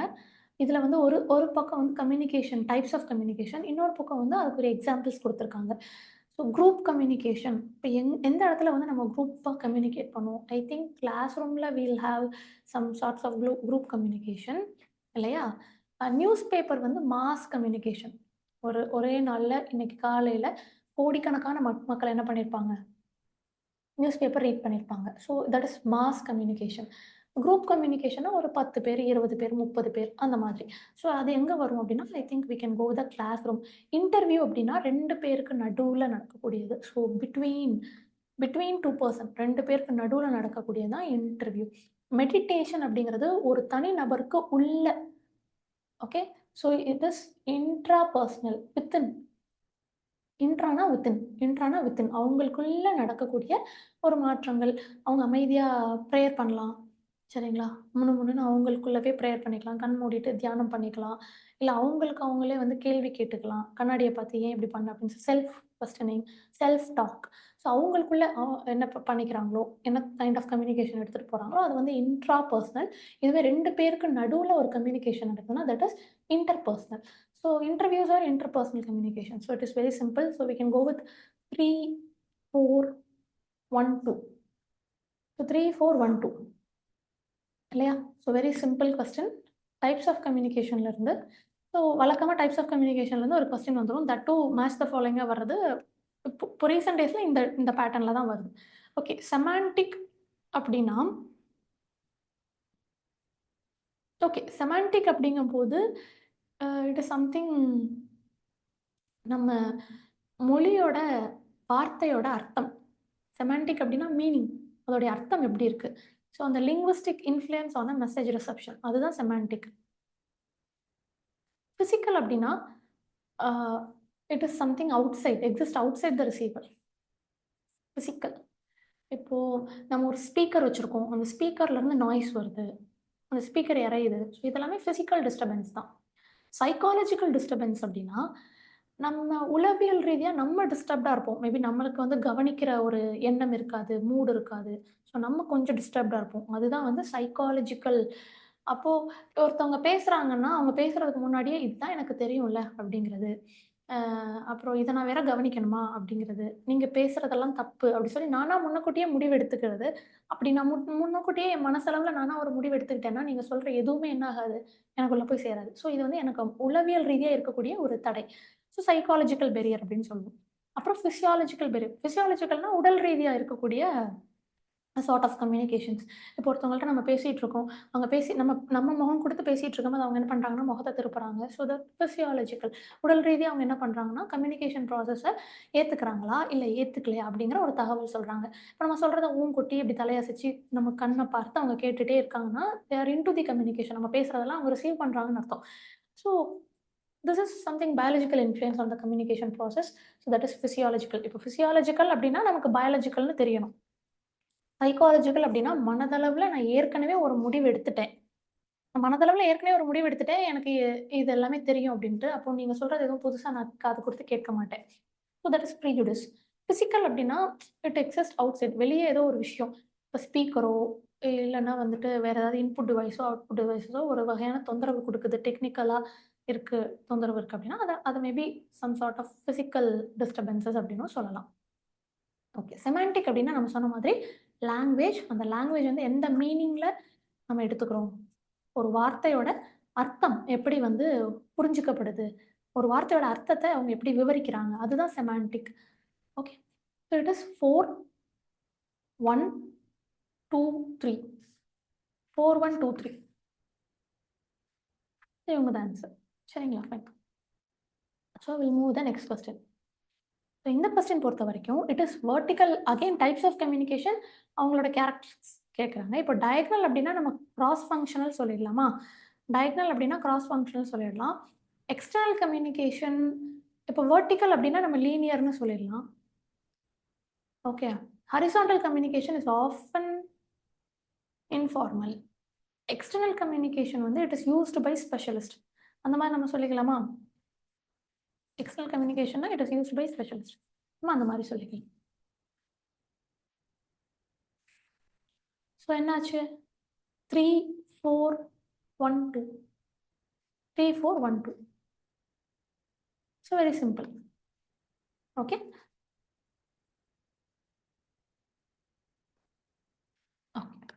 we'll go with the next thing. Who sends what to whom in a communication process? Okay, so யாரு sends, who sends அப்படின்னா it is a sender. Who sends, sender தான் sense பண்ணுவாங்க. sender sends the message to the receiver in a communication process. So இவங்க தானே எடுக்கணும். sender sends the message to the receiver. Okay, so I think B only is the answer. channel sends அப்படிங்கிறத ஏற்றுக்க முடியாது. Centre send பண்ணுவாங்க, ஆனால் இது feedback அப்படிங்கிறத ஏற்றுக்க முடியாது. மெசேஜ் தான் அனுப்புவாங்க. ரிசீவர் சென்ஸ் த மெசேஜ் இல்லை, ரிசீவர் அனுப்பினாங்கன்னா அது ஃபீட்பேக். ஸோ இதில் எதுவுமே நம்ம ஏற்றுக்க முடியாது. It is only B. Fine, are you clear? Okay, will go with the next question. இதெல்லாமே பேசிக்கான கம்யூனிகேஷன் கொஸ்டின்ஸ் தான். ஓகே, இங்கே பாருங்க, which of the following norms are prescribed for foreign university to set up their campus in India? ஒரு foreign university அவங்களோட campus இந்தியாவில் set பண்ணணும் அப்படின்னா கண்டிப்பான முறையில் அவங்க டாப் 500 குளோபல் ரேங்கிங்குள்ளே வந்திருக்கணும். ஓகே, அண்ட் ஆல்சோ அவங்களுடைய பொசிஷன் நல்ல குளோபல் ரேங்கிங்குள்ளே இருக்கணும். இந்தியன்ஸை தான் வந்து they should employ only Indians for teaching, இதை வந்து எடுத்துக்க முடியாது. இந்தியன்ஸை தான் டீச்சிங்க்கு அவங்க எம்ப்ளாய் பண்ணுங்கிறத ஒரு ஸ்பெஷல் கேட்டகரியாக நம்ம எடுத்துக்க முடியாது. அதே மாதிரி இந்தியாவில் அவங்க மேனுஃபேக்சரிங் இண்டஸ்ட்ரி வச்சிருக்கணும் அப்படிங்கிறதையும் நம்ம எடுத்துக்க முடியாது. ஸோ ஏயும் டியும் எனக்கு ஆன்சரில் வரக்கூடாது. ஏயும் டியும் எனக்கு வரக்கூடாது அப்படின்னா இவங்க 3 பேரையும் நான் எலிமினேட் பண்ணிடுவேன். பிசிஇ தான் என்னோட ஆன்சர். என்னோட ஆன்சர் வந்து பிசிஇ. ஸோ நான் கொஸ்டின் பார்க்குறேன், எனக்கு ஒரு சில விஷயங்கள் தெளிவாக தெரியுது. 500 ரேங்கிங்குள்ளே வரணும், அது ஓகே, சப்ஜெக்ட் வைஸ் கேட்டகரியாக இருக்கணும், ஸ்பெசிஃபிக் ஏரியாவில் ரொம்ப எக்ஸ்பர்ட்டாக இருக்கணும், இதெல்லாம் எனக்கு சரின்னு படுது. எதெல்லாம் சரி இல்லையோ அதெல்லாம் நான் தெளிவாக நெக்லெக்ட் பண்ணிவிட்டு எலிமினேஷன் பேஸில் இந்த ஆன்சர் எடுத்துக்கிறேன். சரியா? ஓகே, ஸோ அடுத்து what can be correctly inferred about traditional teaching method and support system? traditional teaching method na enna appadina kandipa usage of blackboard வந்து traditional basic method தான். back to basics அடிப்படைக்கே திரும்ப போறது வந்து traditional method தான். Responsibilities வந்து ஸ்டூடெண்ட்ஸ்க்கு கொடுக்கறது no. Responsibilities எல்லாமே ஆசிரியர் மேலே தான் இருக்கும், ஸ்டூடெண்ட்ஸ் மேலே இருக்காது ரெஸ்பான்சிபிலிட்டிஸ். ஏன்னா அது ஆசிரியரோட கடமை தான் ஒரு மாணவனுக்கு பாடத்தை புரிய வைக்கிறது. இப்போ அவங்க கத்தி கத்தி பேசுவாங்க, மாணவர்களை திரும்ப போய் அவங்களோடைய திரும்ப வாய்ப்பாட சொல்லுவாங்க, பாட்டு பாட சொல்லுவாங்க. ஸோ எப்படியோ ஒரு வகையில் மாணவருக்கு புரிய வைக்கணும்னு சொல்லிட்டு ஆசிரியர் நிறைய டூல்ஸ் அண்ட் டெக்னிக்ஸ் யூஸ் பண்ணுவாங்க. அண்ட் அந்த டூல்ஸ் அண்ட் டெக்னிக்ஸ் எல்லாமே ரொம்ப ட்ரெடிஷ்னல் வேயாக இருக்கும். ஒரு சாக் பீஸ் எடுத்து போர்டில் கலராக வரைஞ்சி போட்டு நடத்துறது, இல்லைன்னா ஒரு சார்ட் எடுத்து அதில் ஒரு படம் வரைஞ்சிட்டு வந்து அதில் இருக்கிற அந்த பாகங்களை குறித்து சொல்லிக் கொடுக்குறது. ஸோ இது எல்லாமே வந்து டெக்னாலஜிக்கலி அப்டேட் ஆகாத ரொம்ப பேசிக்கான டூல்ஸாக தான் இருக்கும். சரிங்களா? ஒரு பிளாக் போர்டு சார்ட் யூஸ் பண்ணுறதோட முடிஞ்சிடும். தேவைப்பட்டால் text book, map, log table இதெல்லாம் வச்சுப்பாங்க. ஓகே, ஸோ ஓகே, இதெல்லாம் எடுத்துக்கலாம். சார்ட், மேப், டெக்ஸ்ட் புக்லாம் எடுத்துக்கலாம். விர்ச்சுவல் லேப்ஸ் கிடையாது. விர்ச்சுவல் லேப்ஸ் எல்லாம் வந்து இப்போது 2015க்கு அப்புறமா தான் நம்ம விர்ச்சுவல் லேப்க்கு வந்து ஃபண்ட் ஒதுக்கி all over India 100 virtual labs வந்து நம்ம டெவலப் பண்ணுறோம். ஸோ இதெல்லாம் வந்து அட்வான்ஸ்டு டூல்ஸ். ஸோ எனக்கு சியும் டியும் இருக்கக்கூடாது. சி இருக்கக்கூடாது, டி இருக்கக்கூடாதுன்னா this will be my answer. Okay, இதான் என்னோட answer. am I clear to you? Okay, அடுத்ததா இந்த vision of national education policy 2020 vision என்ன அப்படின்னு சொல்லி கேட்டிருக்காங்க. Moving towards multi disciplinary under graduate education. ஆமா, உண்மைதான். ஸோ 3 வருஷமா இருந்த அண்டர் கிராஜுவேட் எஜுகேஷனை இவங்க வந்து 4 வருஷமா மாத்துறாங்க. விச் மீன்ஸ் அந்த ரிசர்ச்சும் இதுக்குள்ளேயே வந்து நம்ம படிக்கிற மாதிரி இருக்கு. வேற ஏதாவது அடிஷனல் எலக்டிவ் கோர்சஸ் நம்ம பண்ணணும். ஸோ இது வந்து 4 இயர் டிகிரியா எடுத்துட்டு வராங்க. எக்ஸ்பான்ஷன் ஆஃப் ப்ரொஃபஷனல் எஜுகேஷன் இல்ல.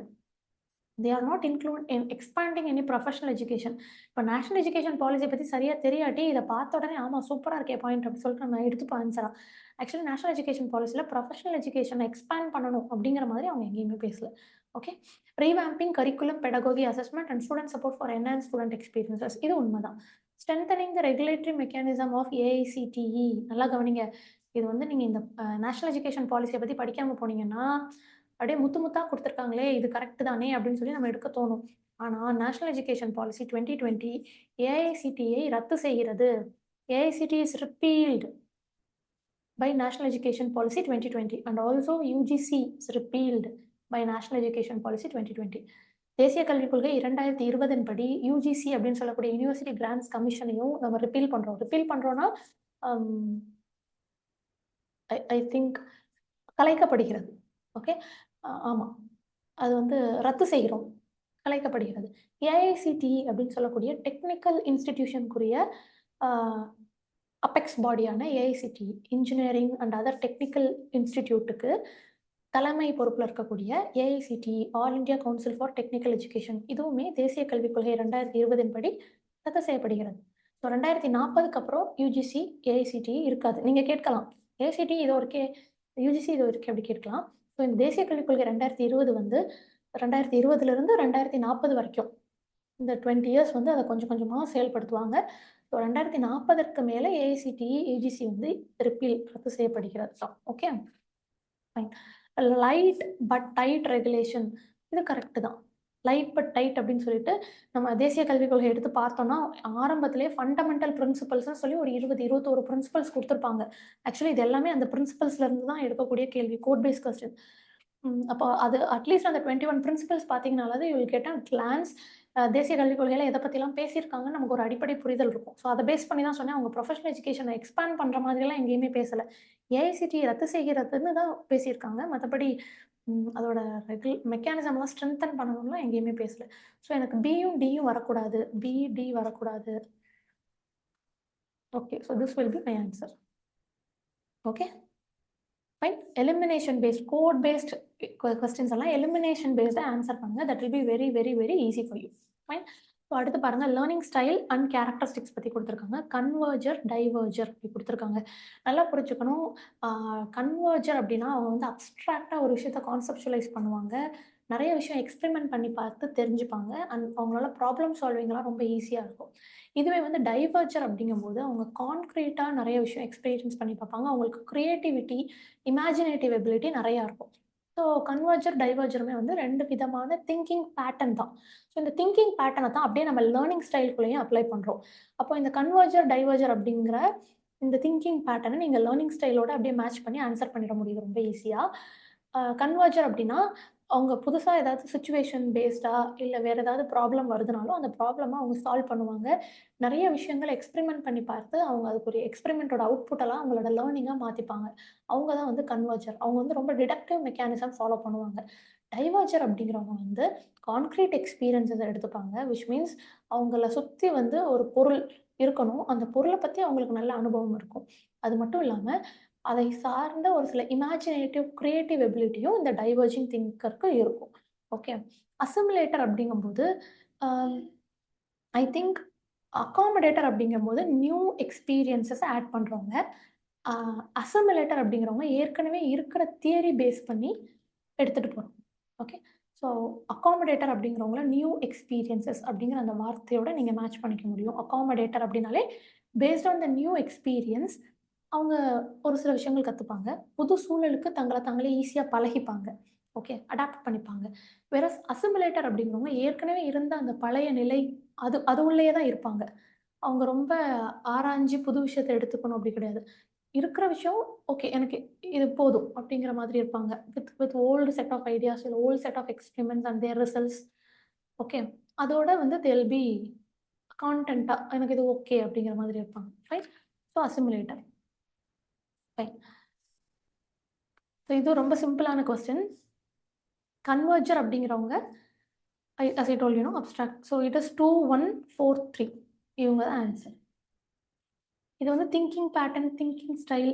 இதற்கு முன்னாடியெல்லாம் வந்து திங்கிங் ஹேட் சிஸ்டம் அப்படின்னு சொல்லிட்டு இருக்கு. ஒரு டைப் ஆஃப் ஹேட்டுக்கும் அவங்க என்ன மாதிரியான திங்கிங் ஸ்டைல் யூஸ் பண்ணுவாங்க அப்படின்னு. ஸோ அதே மாதிரி இங்கேயுமே வந்து திங்கிங் பேட்டர்னை லேர்னிங் ஸ்டைலோட மேட்ச் பண்ணி தான் இந்த மேட்ச் த ஃபாலோயிங் கொடுத்துருக்காங்க. ஸோ எப்போவுமே thinking style and thinking pattern பற்றி நம்ம படிச்சுக்கணும். Okay. So will move the next question. So இந்த கொஸ்டின் பாருங்க. A language teacher wants to create visually appealing presentation. Okay, ஒரு லாங்குவேஜ் டீச்சர் அவங்க ப்ரெசென்ட் பண்ணும்போது அது நல்ல பார்க்குறதுக்கு அட்ராக்டிவாக இருக்கணும், எல்லாரும் பார்த்ததும் பிடிக்கிற மாதிரி அப்பீலிங்காக இருக்கணும்னு சொல்லியிருக்காங்க. ஸோ அதற்கு தகுந்த மாதிரி வீடியோஸோ இல்லை ஸ்லைட்ஸோ அவங்க ப்ரிப்பேர் பண்ணணும்னு நினைக்கிறாங்க. ஓகே, இதுக்கு என்ன டூல்ஸ் யூஸ் பண்ணலான்னு கேட்குறாங்க. ஸோ இது ரொம்ப ஈஸி கண்டுபிடிக்கிறது. நீங்கள் வந்து ஒரு பவர் பாயிண்ட் ப்ரெசென்ட் பண்ணுற மாதிரி டூல்ஸ் யூஸ் பண்ணணும் அப்படின்னா, எனி கைண்ட் ஆஃப் ப்ரெசன்டேஷன் நீங்கள் கேன்வா போகலாம். கேன்வாவில் வந்துட்டு you can have N number of users. அதே மாதிரி குவிஸ் நீங்கள் டெஸ்ட் வைக்கணும் அப்படின்னா குவிஸ்லெட் யூஸ் பண்ணலாம். புக் கிரியேட் பண்ணுறதும் உங்களோட ப்ரெசன்டேஷனுக்காக தான். புக் கிரியேட்டரும் உங்களோட ப்ரெசன்டேஷனுக்காக தான். ஃப்ளிப்கிரிட் அப்படிங்கிறவங்க வந்து you cannot do presentation with that. Adobe illustrator is for drawing. Okay. So எனக்கு ப்ரெசன்டேஷன் அப்படின்னு வரும்போது இவங்க 2 பேர் தான் வராங்க. ஃபைன். இவங்க 2 பேர் தான் வராங்க. ஸோ ஏஎன்சி ரொம்ப ஈஸி. எனக்கு பி ஆப்ஷனாக வரக்கூடாது, ஏன்னா பி வந்து நான் டெஸ்ட் வைப்பேன். இ ஆப்ஷனாக வரக்கூடாது. ஸோ அப்படிங்கும்போது I can go with option D. So இந்த மாதிரி கூட நீங்கள் ட்ரை பண்ணி பார்க்கலாம். எலிமினேஷன் பேஸ்டாக போங்க. எனக்கு ஒரு சில ஆப்ஷன்ஸ் தான் தெரியுது, ஒரு சில கோடு என்னன்னே தெரியலை அப்படின்னா கூட நீங்கள் எலிமினேஷன் பேஸ்டாக போனீங்கன்னா you can answer it very very easy. ஆனால் இந்த கொஸ்டின் படித்ததுக்கப்புறம் உங்களுக்கு ஞாபகம் இருக்கணும், ப்ரெசன்டேஷன் போடணும்னா கேன்வாவும் புக் கிரியேட்டரும் ரொம்ப ரொம்ப முக்கியம். டெஸ்ட் வைக்கிறதுக்கு குவிஸ்லெட் அது மாதிரி நிறைய இருக்கிறாங்க டெஸ்ட் வைக்கிறதுக்கு. Okay. Okay, we'll go with the next question. Which of the following are arranged in the order of decreasing denotation? So decreasing டெனடேஷனில் என்ன அரேஞ்ச் ஆயிருக்கு அப்படின்னு கேட்குறாங்க. ஸோ டெனடேஷன் அப்படிங்கும்போது அது வந்து டிக்ஷனரியில் கொடுத்துருக்க மீனிங். ஓகே, அதோட ரியல் அர்த்தம் டிக்ஷனரியில் என்ன கொடுத்துருக்காங்களோ அதுதான் டெனடேட்டிவ். நீங்கள் டிடி அப்படிங்கிற மாதிரி ஞாபகம் வச்சுக்கலாம். இதே கனடேட்டிவ் அப்படின்னு சொல்லும்போது கல்ச்சுரல் மீனிங். அந்த டிக்ஷனரியில் கொடுத்துருக்க வார்த்தையை தாண்டி நமக்கு வந்து ஒரு புரிதல் இருக்கும். இப்போ வந்து நம்ம பீஜியன் எடுத்துக்கிட்டோம் அப்படின்னா, பீஜியனை டிக்ஷனரியில் போய் பார்த்தீங்கன்னா அது ஒரு பறவை அப்படின்னு சொல்லி கொடுத்துருப்பாங்க. அதோட மூக்கு இப்படி இருக்கும், கால் இப்படி இருக்கும், இதெல்லாம் கொடுத்துருப்பாங்க. ஸோ டிக்ஷனரியில் கொடுத்துருக்கிறது வந்து அது வந்து ஒரு பறவை அப்படின்தான். இப்போது கெனடேட்டிவாக ஒரு புறாவை நம்ம வந்து சமாதான தூதாக பயன்படுத்துவோம், பீஸ்க்காக பயன்படுத்துவோம். அது கல்ச்சுரல் மீனிங் வேறு, டிக்ஷனரியில் இருக்கக்கூடிய மீனிங் வேறு. ஸோ இதுதான் வந்து டெனடேஷன் கெனடேஷன் சொல்கிறோம். இதை நம்ம நிறைய இடத்துல படிச்சிருப்போம். ஓகே, இப்போது இந்த டிக்ரீசிங் டெனடேஷன் அப்படின்னா என்ன? நல்லா ஞாபகம் வச்சுக்கணும். டிக்ரீசிங் டெனடேஷன் அப்படின்னா ஜென்ரல் டு ஸ்பெசிஃபிக். அது என்ன ஜென்ரல் டு ஸ்பெசிஃபிக்? இப்போ ஜென்ரலா இப்போ நீங்க கொடுத்துருக்கிறதுலே பொதுவான வார்த்தை என்ன? அனிமல் தான் இருக்கிறதுலே பொதுவான வார்த்தை. அனிமல்னா அதுல எல்லாமே உள்ளடங்கி வந்துரும். அதை விட இன்னும் கொஞ்சம் ஸ்பெசிஃபிக்கா போனீங்கன்னா வெர்டிபிரேட்ஸ். வெர்டிபிரேட்ஸ்னா முதுகெலும்பு உடைய அனிமல்ஸ் எல்லாரும் வெர்டிபிரேட்ஸ். அதுக்கப்புறம் அதுலேருந்து முதுகெலும்புடைய எல்லாரும் யார் யாரெல்லாம் பறப்பாங்களோ அவங்களாம் பறவைகள். அந்த பறவையில் ஒரு பறவை தான் சிட்டுக்குருவி. அப்போ நான் ரொம்ப முதல்ல பெருசாக எடுத்ததும் பெருசாக ஜென்ரலாக அனிமல்னுங்கிறேன். அப்புறம் போக போக போக கொஞ்சம் கொஞ்சமாக ஸ்பெசிஃபிக்காக சொல்கிறேன். ஸோ இந்த மாதிரி ஜென்ரல்லேருந்து ஸ்பெசிஃபிக்காக சொல்கிறது தான் டிக்ரீசிங் டெனடேஷன். புரியுதுங்களா? இப்போது ஒருவேளை இதை இன்க்ரீசிங் டெனடேஷன் அப்படி சொல்லி கேட்டிருந்தாங்கன்னா இது அப்படியே நான் ரிவர்ஸில் எடுத்தேன்னா எனக்கு ஆன்சர் கிடைச்சிரும். புரியுதுங்களா? அண்ட் இதே மாதிரி எப்படி டிக்ரீசிங் இன்க்ரீசிங் அப்படின்னு சொல்லிட்டு டெனடேஷனில் கேட்குறாங்களோ கனடேஷன்லையுமே இன்க்ரீசிங் டிக்ரீசிங்னு கேட்பாங்க. ஸோ அதை எப்படி நம்ம ஆன்சர் பண்ணலாம்? நான் ஷார்ட்கட் சொல்லித்தரேன் பார்த்துக்கோங்க. Decreasing denotation is equal to increasing connotation. ரெண்டுக்கும் ஒரே ஆன்சர் தான். Increasing denotation is equal to decreasing connotation. புரியுதுங்களா? I clear? ரொம்ப சிம்பிள். எப்படி கேட்டாலும் கொஸ்டினில் நமக்கு ஜென்ரல் டு ஸ்பெசிஃபிக் எழுத போகிறோமா, ஸ்பெசிஃபிக் டு ஜென்ரல் எழுத போகிறோமா, இதுதான் நமக்கு இருக்க வேண்டிய ஒரு தெளிவு. ஸோ கண்டிப்பா இந்த மாதிரியெல்லாம் எடுக்க முடியாது. அனிமல்ஸ் வச்சுட்டு அப்புறமா பேர்ட்ஸ் வச்சுட்டு அப்புறமா வெர்டிபிரேட்ஸ் வச்சா இத எடுக்க முடியாது. ஏன்னா, அவங்க வந்து ஸ்டெப் பை ஸ்டெப்பா போகணும். அனிமல்ஸ்ன்னு சொல்லிட்டாங்க. அப்புறம் முதுகெலும்பு உடையவர்கள் சொல்லிட்டாங்க. அப்புறம் பறக்கக்கூடிய பறவைகள். அதுல ஒரு பறவை. ஸோ இப்படி வந்து ஜெனரல் டூ ஸ்பெசிஃபிக்கா போகலாம். இல்லன்னா பறவையோட பேர் சொல்லியாச்சு. அது ஒரு பறவை. அதுக்கு முதுகு தண்டு உடம்பு இருக்கு. அது வந்து மிருகங்களோட வரும். ஓகே. ஒண்ணு ஒண்ணு either this way or that way. நடுவுல இப்படி வந்து மாத்தி மாத்தியெல்லாம் குடுத்தா இவங்கள ஆன்ஸரெல்லாம் எடுத்துக்க முடியாது. இந்த மாரி கொஸ்டின்ஸ் பார்த்த உடனே உங்களுக்கு ஒண்ணு ஏ இல்ல பி தான் ஆன்ஸரா வரணும்னு தெரியணும். அதுல நீங்க ஜெனரல் டூ ஸ்பெசிஃபிக்கா போறீங்களா? இல்ல ஸ்பெசிஃபிக் டூ ஜெனரலா வரப்போறீங்களா? இதுதான் நீங்க தீர்மானிக்க போறீங்க. அண்ட் கனடேட்டிவ் வச்சும் அவங்க டிக்ரீசிங்கா, இன்கிரீசிங்கான்னு கேள்வி கேட்கலாம். இல்லன்னா டெனடேட்டிவ வச்சும் இன்கிரீசிங்கா, டிக்ரீசிங்கான்னு கேள்வி கேட்கலாம். நான் உங்களுக்கு தெளிவா சொல்லிட்டேன். Decreasing denotation is equal to increasing connotation. And increasing denotation is equal to increasing denotative is equal to decreasing quantitative. So this one. இதுதான் இதுக்குரிய கீ ஃபார்முலா. மறக்காம எழுதி வச்சுக்கோங்க. ஸோ ரொம்ப சிம்பிள். ஈஸியா 2 மார்க்ஸ் எடுத்துடலாம். Okay. So this question is from logical reasoning. இந்த question எங்கேருந்துப்பா கேட்குறாங்க அப்படின்னா லாஜிக்கல் ரீசனிங்கோட கொஸ்டின் இது. So will go with the next question. Yes. So which of the following are coordinators of Swayam? ஸ்வயம்க்கு எத்தனை கோஆர்டினேட்டர்ஸ் இருக்காங்க? முதல்ல அதை நம்ம தெரிஞ்சுக்கணும். ஏன்னா ஸ்வயம்க்கு பொதுவாக 9 கோஆர்டினேட்டர்ஸ் அப்படின்னு நம்ம நினச்சிட்டு இருப்போம். ஆனால் இல்லை, ஸ்வயம்க்கு வந்து 10 கோஆர்டினேட்டர்ஸ் இருக்காங்க. இப்போ ஒரு கோஆர்டினேட்டர் எக்ஸ்ட்ரா ஆட் ஆயிருக்காங்க. ஸோ இது வந்து நியூ அப்டேட். எத்தனை பேருக்கு இந்த அப்டேட் தெரியும் தெரியல. ஸோ தெரிஞ்சுக்கணும் அப்படிங்கிறதுனால தான் இதை நான் இந்த கொஸ்டினில் வச்சேன். கண்டிப்பாக NIN அப்படின்னு சொல்லக்கூடிய இந்த national institute, I mean institute of national importance, இவங்களுமே வந்து ஸ்வயமோட கோஆர்டினேட்டர் தான். ஸோ ஸ்வயம்க்கு 10 கோஆர்டினேட்டர். ஏஐசிடிஇ ஒரு கோஆர்டினேட்டர் தான். இவங்க வந்து செல்ஃப் பேஸ்ட் கோர்சஸ்க்கு கோஆர்டினேட் பண்ணுவாங்க. செல்ஃப் பேஸ்ட் கோர்சஸ்க்கு ஏஐசிடிஇ தான் கோஆர்டினேட்டர். என்பிடெல் கோஆர்டினேட்டர் தான். என்பிடெல் வந்து இன்ஜினியரிங் கோர்சஸ்க்கு கோஆர்டினேட் பண்ணுவாங்க. சரிங்களா? ஓகே. அண்ட் ஆல்சோ இசிஇ, இவங்க வந்து under graduate degree, under graduate arts and science degree. Arts and science டிகிரிக்கு சிஇசி. என்சிஇஆர்டி அவங்க வந்து school education.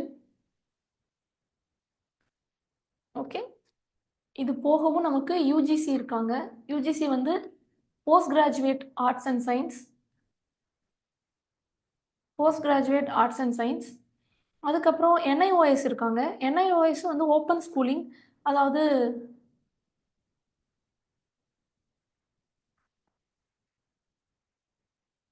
Okay open ஸ்கூலிங்க்கு.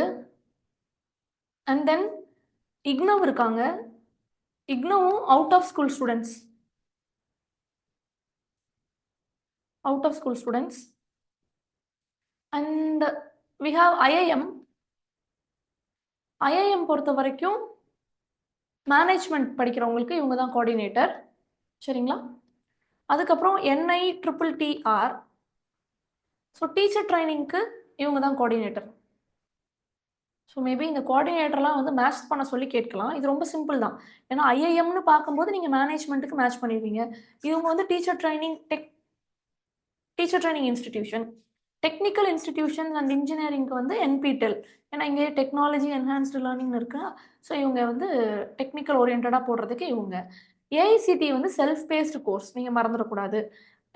Arts and science college பொறுத்த வரைக்கும் அண்டர் கிராஜுவேட் கோர்ஸுக்கு சிஇசி, போஸ்ட் கிராஜுவேட் கோர்ஸுக்கு வந்து யூஜிசி. ஸ்கூல் படிக்கிற குழந்தைங்களுக்கு என்சிஆர்டி. இதே ஸ்கூல் படிப்பை தவற விட்டவங்க, அவுட் ஆஃப் ஸ்கூல் போனவங்களுக்குலாம் NIOS, இக்னவ் இவங்க இருக்காங்க. ஸோ இது எல்லாமே நம்மளோட ஸ்வயமோட கோஆர்டினேட்டர்ஸ். So I think we have got 5 + 5 10 coordinators இல்லையா? ஸ்வயம்ல 10 கோஆர்டினேட்டர்ஸ். Don't forget it. சரிங்களா? இவங்க 5 பேர், அது போக அதர் 5 people. ஸோ ஸ்வயம்க்கு 10 coordinators. Most important and expected questions match the ஃபாலோயிங்லையும் கேட்கலாம். Okay, will go with the next question. So Swayam plus. Swayam plus அப்படிங்கிறது எதில் ப்ரைமரியாக ஃபோக்கஸ் பண்ணுறாங்க அப்படின்னா எம்ப்ளாய்மெண்ட் ஆப்பர்ச்சுனிட்டி கொடுக்கணும். அதாவது நம்ம படிக்கிறோம், பட் படித்ததை எம்ப்ளாய்மெண்ட்டாகவும் கன்வெர்ட் பண்ணணும் அப்படிங்கிறதுனால கெரியர் டெவலப்மெண்ட்டும் ஒரு ஸ்டூடெண்ட்டுக்கும் கெரியர் டெவலப்மெண்ட் கொடுக்கணும் அப்படிங்கிறதுக்காக நம்மளுடைய இண்டஸ்ட்ரீஸ்க்கும் காலேஜஸ்க்கும் ஒரு பிரிட்ஜ் மாதிரி தான் ரோல் ப்ளே பண்ணுறாங்க ஸ்வயம் ப்ளஸ். ஸோ இதுதான் இது ஸ்வயம் ப்ளஸ் பற்றி. இப்போ கீழே கொடுத்துருக்க ஆப்ஷன்ஸ் வாசிச்சு பார்த்தீங்கன்னா கண்டிப்பாக யூனியன் மினிஸ்டர் ஆஃப் எஜுகேஷன் தான் இது இன்னோகிரேட் பண்ணியிருப்பாங்க. அண்ட் ஆல்சோ இதில் வந்து எம்ப்ளாய்மெண்ட் பற்றியும் பேசுறதுனால ஸ்கில் டெவலப்மெண்ட் அண்ட் ஆண்டர்ப்ரனர்ஷிப் இவங்க இந்த மினிஸ்ட்ரி கீழே இருந்து நியூ டெல்லியில் they inaugurated very very easy point. அடுத்த பாயிண்ட் பாருங்க, இண்டஸ்ட்ரி ரிலவெண்ட்டான கோர்சஸ். இண்டஸ்ட்ரியில் போய் வேலை பார்க்குறதுக்கு நமக்கு என்னென்ன கோர்சஸ் தேவையோ, அதாவது நம்ம வேலை வாய்ப்பை அதிகப்படுத்துகிற மாதிரியான கோர்சஸ் எல்லாம் காலேஜில் கொடுப்பாங்க. Okay fine. அண்ட் இப்போ அந்த மாதிரியான கோர்சஸ்க்கு தேவைப்பட்ட டெக்னிக்கல் சப்போர்ட் இல்லை ட்ரைனிங் சப்போர்ட் எல்லாம் இண்டஸ்ட்ரீஸில் வந்து கொடுப்பாங்க. ஒரு இண்டஸ்ட்ரி, ஒரு அகடமிக் இன்ஸ்டியூட், இவங்க ரெண்டு பேருக்கும் ஏற்படக்கூடிய ஒரு கனெக்டிவிட்டி தான் ஸ்வயம் ப்ளஸ் ப்ரோக்ராம். அதே மாதிரி there creating an ecosystem that supports professional and career development for learners. படிக்கிற ஒருத்தவங்களுக்கும் அவங்களோட கெரியரை டெவலப் பண்ணுற மாதிரி, அவங்கள ப்ரொஃபஷனல் ஓரியன்டாக ப்ராக்டிஸ் எடுத்துகிட்டு வர மாதிரி தான் இவங்க ஒரு ஒரு எக்கோசிஸ்டம், ஒரு சூழலை வந்து அமைச்சு கொடுக்குறாங்க. எங்கள் ஸ்வயம் ப்ளஸ் அப்படிங்கிற ஒரு project. This project primarily comes under National Mission on Education through ICT, NME ICT, National Mission on Education through ICT. Okay. And implementation of a system that acknowledges the quality certifications. Of course, நமக்கு கோர்சஸில் ஒரு நல்ல high குவாலிட்டியான courses, நல்ல top நாச்சான இன்ஸ்டியூஷனில் நம்ம place ஆகிற மாதிரியான certificate courses எல்லாமே கொடுக்குறாங்க. அஸ் ஐ டோல்ட் யூ, இது இண்டஸ்ட்ரிக்கும் அகடமிக்கும் இருக்கக்கூடிய ஒரு பார்ட்னர்ஷிப் ரிலேஷன்ஷிப் தான் ஸ்வயம் ப்ளஸ் அப்படிங்கிற இந்த project. So all of the above are correct regarding Swayam Plus. Okay, so very simple about that. We'll go with the next question. Which of the following are not true about NIRF? NIRF பத்தி எது உண்மை கிடையாது அப்படிங்கிற மாதிரி கேள்வி கேட்டிருக்காங்க. Fine, we'll go with that. National Institution for Ranking Framework. First இந்த அப்ரிவேஷனே வந்து தப்பாக தான் கொடுத்துருக்காங்க. National institutional, okay, institutional ranking framework, அவ்வளோதான். ஸோ இது ஒரு சின்ன இது. அண்ட் ஆல்சோ செப்டம்பர் 29, 2015 கரெக்ட் தான். செப்டம்பர் இந்த இடத்துல தான் சின்ன mistake. So this is not true. பேரே தப்பு. திஸ் இஸ் நாட் ட்ரூ, அது நீங்கள் புரிஞ்சுக்கணும். அடுத்ததா, the 4 parameters broadly cover teaching. Actually இது 5 parameters. NIRF ரேங்க் கொடுக்குறாங்க இல்லையா, அது வந்து 5 விஷயத்த வந்து கணக்கில் எடுத்துப்பாங்க. எப்படி வந்து அவங்க டீச்சர்ஸ் இருக்காங்க, ஸ்டூடெண்ட்ஸோட ஸ்ட்ரென்த் எவ்வளோ இருக்குது, ஸ்டூடெண்ட் டீச்சர் ரேஷியோ எப்படி இருக்குது, எத்தனை ஸ்டூடெண்ட்டுக்கு ஒரு டீச்சர், ஒரு ப்ரொஃபஸர் இருக்காங்க, அந்த மாதிரிலாம் கொஞ்சம் செக் பண்ணுவாங்க. அண்ட் ரிசர்ச் அண்ட் ப்ரொஃபஷனல் ப்ராக்டிசஸ்க்கு எவ்வளோ டீச்சர்ஸ் வந்து பிஹெச்டி முடிச்சிருக்காங்க, எவ்வளோ டீச்சர்ஸ் வந்து நெட் குவாலிஃபை ஆகிருக்காங்க, எவ்வளோ பேர் பேப்பர் பப்ளிஷ் பண்ணியிருக்காங்க, இதெல்லாம் வெரிஃபை பண்ணி அதுக்கு ஒரு ஸ்கோர் இருக்கும், NIRF score. Graduation outcomes, so எவ்வளோ ஸ்டூடெண்ட்ஸ் வந்து அட்மிஷன் எடுத்துக்கிறாங்க, அதில் எவ்வளோ பேர் வந்து சக்ஸஸ்ஃபுல்லாக அவங்களோட டிகிரி கம்ப்ளீட் பண்ணுறாங்க, graduation outcome. Outreach and inclusivity, அதாவது இப்படி ஒரு இன்ஸ்டியூஷன் இருக்கிறது வந்து எவ்வளோ தூரத்துக்கு ரீச் ஆயிருக்கு மக்கள் நடுவில், ஒன்று. ரெண்டாவது, பக்கத்தில் இருக்கக்கூடிய சோஷியல் டிஸ்அட்வான்டேஜ் குரூப் எல்லாம் இவங்க உள்ளே சேர்த்துக்கிறாங்களா கல்விக்குள்ளே. ஸோ அவுட்ரீச் அண்ட் இன்க்ளூசிவிட்டி இதுக்கும் மார்க் உண்டு. அது தவிர பர்செப்ஷன் அப்படிங்கிறது அவங்க பக்கத்தில் இருக்கிற other competitive colleges, other college யூனிவர்சிட்டியோட ஃபேக்கல்ட்டிஸ், ஸ்டூடெண்ட்ஸ்கிட்ட ரிவ்யூ கேட்பாங்க. ஸோ அவங்களோட ரிவ்யூ எப்படி இருக்குது அப்படிங்கிறத பொறுத்து பாயிண்ட்ஸ் கொடுப்பாங்க. ஸோ இதுதான் வந்து NIRF ranking. Okay fine. So I think second பாயிண்ட்டும் தப்பு தான். 4 பேராமீட்டரில் 5வது பேராமீட்டர், 5 பேராமீட்டர் இருக்குது, அதில் 5வது பேராமீட்டர் வந்து perception. That we have to know. And NIRF ranking will be given in 14 disciplines. This is true. இது ட்ரூ. நிறைய பேர் என்ன பண்ணியிருப்பீங்க தெரியுமா, ஃபர்ஸ்ட் 2 பாயிண்ட்டும் கரெக்டுன்னு போட்டுட்டு 3rd பாயிண்ட்டை தான் ஃபால்ஸ்ன்னு போட்டு C ஒன்லின்னு போட்டிருக்கீங்க. ஆக்சுவலி C மட்டும்தான் இங்கே ட்ரூ. ஃபர்ஸ்ட் பாயிண்ட்லேயும் சின்னதாக மிஸ்டேக் இருக்குது, national institutional ranking framework. And second பாயிண்ட்லேயுமே 5 parameters as I told you. இங்கே வந்துட்டு சியில் 14 டிசிப்ளின்ஸ். நிறைய பேர் வந்து 11 டிசிப்ளின் தானே இருந்தது, 12 தானே இருந்ததுன்னு சொல்லுவீங்க. ஆமாம், அது ஒரு 3 வருஷத்துக்கு முன்னாடி தான் 12 டிசிப்ளின் இருந்தது. அப்புறம் அது 13 மாறிச்சு. லாஸ்ட் டைம் நான் வீடியோவில் உங்களுக்கு அப்டேட் கொடுத்துருந்தேன். 13 டிசிப்ளின்ஸ்க்கு அவங்க வந்து ரேங்க் கொடுக்குறாங்க, ஓவரால் ரேங்கிங், இன்ஜினியரிங் ரேங்கிங் இதெல்லாம் கொடுக்குறாங்கன்னு. அதே மாதிரி இப்போ கரண்ட்டாக 14 டிசிப்ளின்ஸ்க்கு வந்து அவங்க ரேங்கிங் கொடுக்குறாங்க. அடிஷ்னலாக NIRFல நீங்கள் ஒரு விஷயம் படிக்கணும். என்னன்னா, இப்போ ஓவரால் ரேங்கிங்கில் யார் இந்தியாவிலேயே டாப் பிளேஸில் இருக்காங்க, புரியுதுங்களா? IITயில் யார் டாப் பொசிஷனில் இருக்கிறாங்க, இன்ஜினியரிங்கில் யார் டாப் பொசிஷன், மேனேஜ்மெண்ட்டில் யார் டாப் பொசிஷனில் இருக்கிறாங்க. ஸோ இதெல்லாமே யூ ஹாவ் டு லேர்ன். ஏன்னா அந்த ரேங்க்கில் ஃபஸ்ட்டு 3 பிளேசஸ் யார் அப்படிங்கிறத பார்க்கணும். Tamil Nadu was performing very good. இப்போ ரீசெண்டாக வந்த ரேங்க்கில் லாஸ்ட் செப்டம்பரில் ரிலீஸ் பண்ணாங்க, அக்டோபரில் ரிலீஸ் பண்ணாங்க. தமிழ்நாடு வந்து ரொம்ப டாப் மோஸ்ட் பொசிஷனில் இருந்தது. Okay, maximum number of colleges வந்து ஓவரால் ரேங்கிங்லேயும் சரி, காலேஜஸ் ரேங்கிங்லேயும் சரி, தமிழ்நாட்டிலேருந்து we have got many of the institutions. So you can go through the rank list. சரிங்களா? ரேங்க் லிஸ்ட்டை ஜஸ்ட் நீங்கள் போய் கோ த்ரூ பண்ணுங்கள். அதில் மேபி நமக்கு அடுத்து வர்ற இந்த எக்ஸாமில் வந்து எப்படி கேட்கலாம்னா, ரேங்க் வச்சு ரேங்க் பேஸ் பண்ணி கேள்வி கேட்கலாம். ஓவராலில் யார் ஃபர்ஸ்ட் ரேங்கிங், ரேங்கிங் பேஸ் பண்ணி இதை அரேஞ்ச் பண்ணுங்க, அந்த மாதிரியெல்லாம் கேட்கலாம். Okay, you can go through it. Fine. So we'll move the next question. Takshashila university. Takshashila university வந்து பரதா டைனாசிட்டியில் வந்து கட்டினாங்க. ஆக்சுவலி யாருன்னு தெரியாது, பட் இது பரத நாடு, ஸோ பரதா டைனாசிட்டி அப்படி சொல்லிட்டு we made it. And then Nalanda university வந்து குப்தர் காலத்தில் கட்டினாங்க. குமாரகுப்தா, ஸ்கந்தகுப்தா, ஸோ அவங்க கட்டினாங்க. அண்ட் ஓகே, இதை வச்சு shall we go with answer? ஒன்க்கு D. Yes, we can go with the answer. Okay, so actually இதுதான் மெத்தட். தெரிஞ்சவங்க ஃபுல்லாக மேட்ச் பண்ணலாம் அட்லீஸ்ட். ஆனால் இதுவாக தெரிஞ்சிருக்கணும். நாலந்தா யூனிவர்சிட்டி குமாரகுப்தா கட்டினாருங்கிறது எல்லாருக்கும் தெரிஞ்சிருக்கணும். பிகாஸ் இது மோஸ்ட் ரிப்பீட்டடான பாயிண்ட் எக்ஸாம்லேயே. நமக்கு ப்ரீவியஸ் இயர் எக்ஸாம்லேயுமே இது வந்து ரொம்ப மோஸ்ட் ரிப்பீட்டடான பாயிண்ட் தான். அடுத்து வந்து வல்லபி யூனிவர்சிட்டி வந்து I think it was with Bhatarka. Okay, Vikramashila is Dharmapala. Odantapuri is with Gopala. That's it, very simple.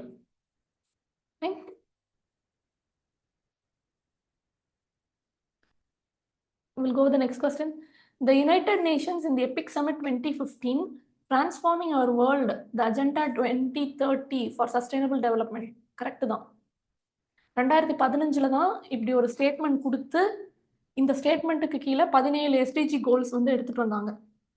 So statement 1 is true. True, உண்மை.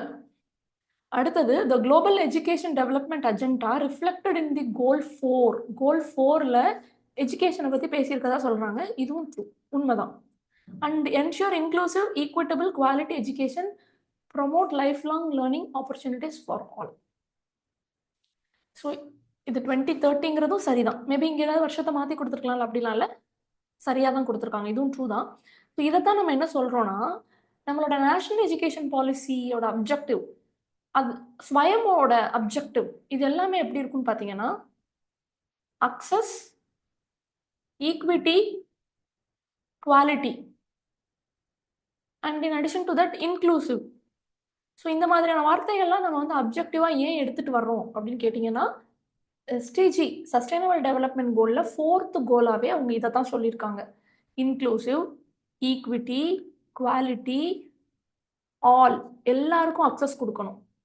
ஸோ விச் மீன்ஸ் இதைத்தான் நம்ம வந்து பிரைமரி அப்ஜெக்டிவ் ஆஃப் ஸ்வயமாக வச்சுருக்கோம். Cardinal principles, 3 cardinal principles of Swayam அப்படின்னா அக்சஸ், ஈக்விட்டி, குவாலிட்டி சொல்லுவோம். அதே மாதிரி என்எம்இ ஐசிடி ப்ரோக்ராமோட கார்டினல் பிரின்சிபல்ஸ் யாருன்னா அதுக்கும் அக்சஸ், ஈக்விட்டி, குவாலிட்டி அப்படி தான் சொல்லுவோம்.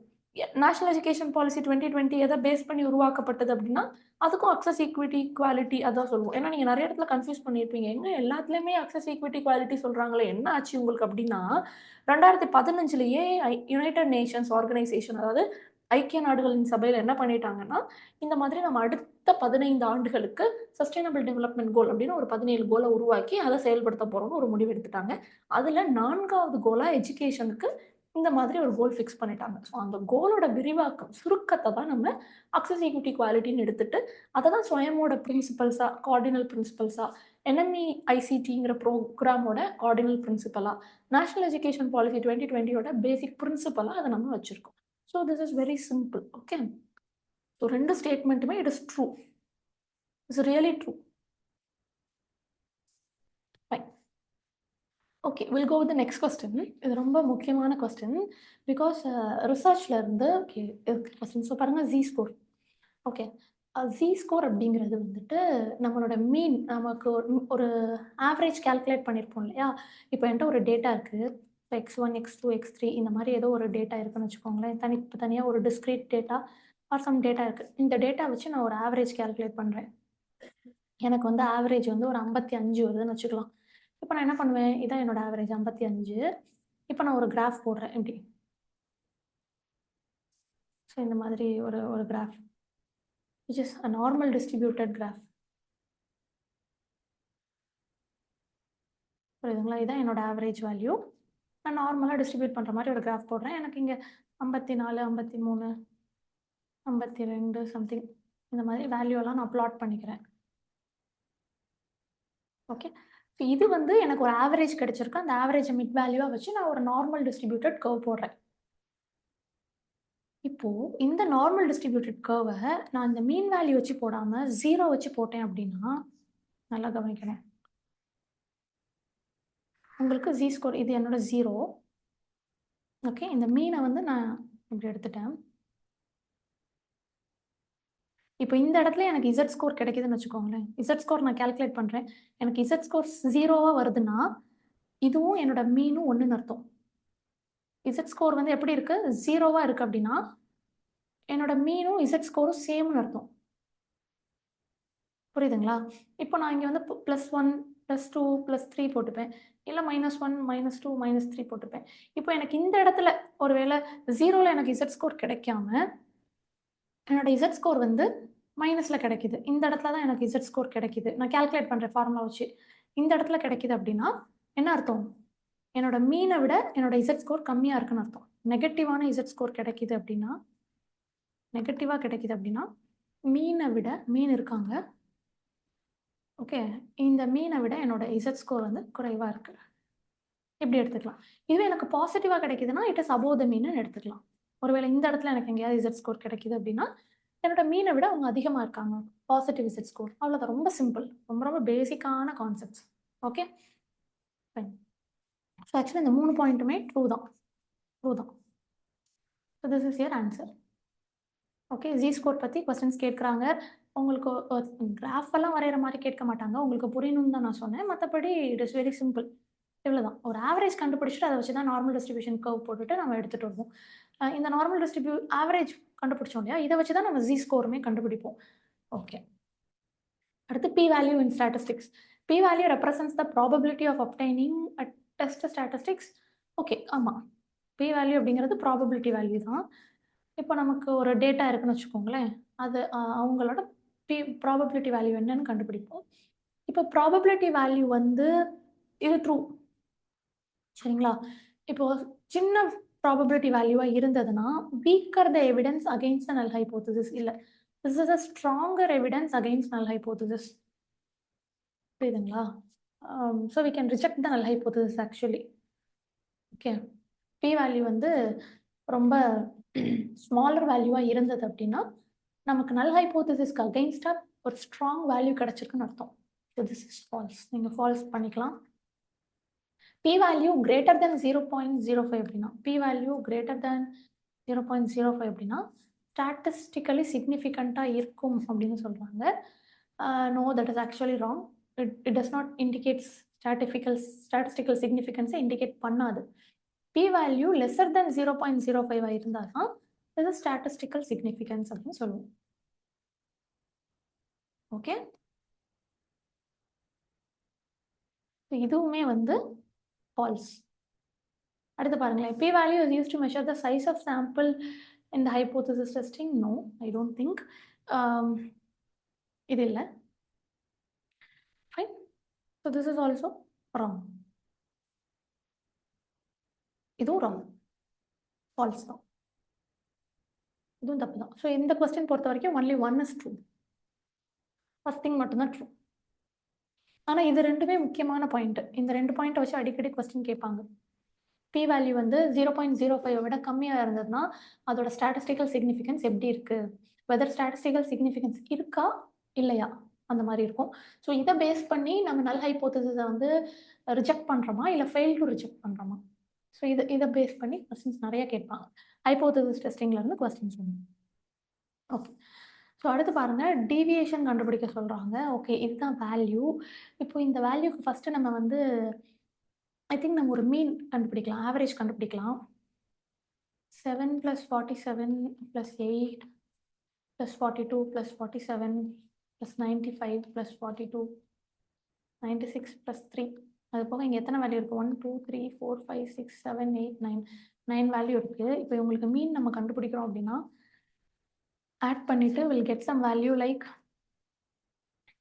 387. ஸோ 43 இருக்கும். சரிங்களா? ஓகே. இப்போ 43 இருக்கு. இதுதான் மீன். இந்த மீன்ல இருந்து நம்ம டீவியேஷன் கண்டுபிடிக்கணும் அப்படின்னா நம்ம என்ன பண்ணணும், முதல்ல இவங்க எவ்வளோ டீவியேட் ஆயிருக்காங்கன்னு பார்க்கணும், அதுக்கு ஸ்கொயர் பண்ணணும், அதுக்கப்புறம் ஸ்கொயர் ரூட் எடுக்கணும். ஓகே, இப்போ 43ங்கிற ஆவரேஜ்ல இருந்து இந்த ஃபர்ஸ்ட் வேல்யூவான 7 எவ்வளோ மாறி இருக்காங்க சரிங்களா. அடுத்து இவங்களோட ஸ்கொயர்.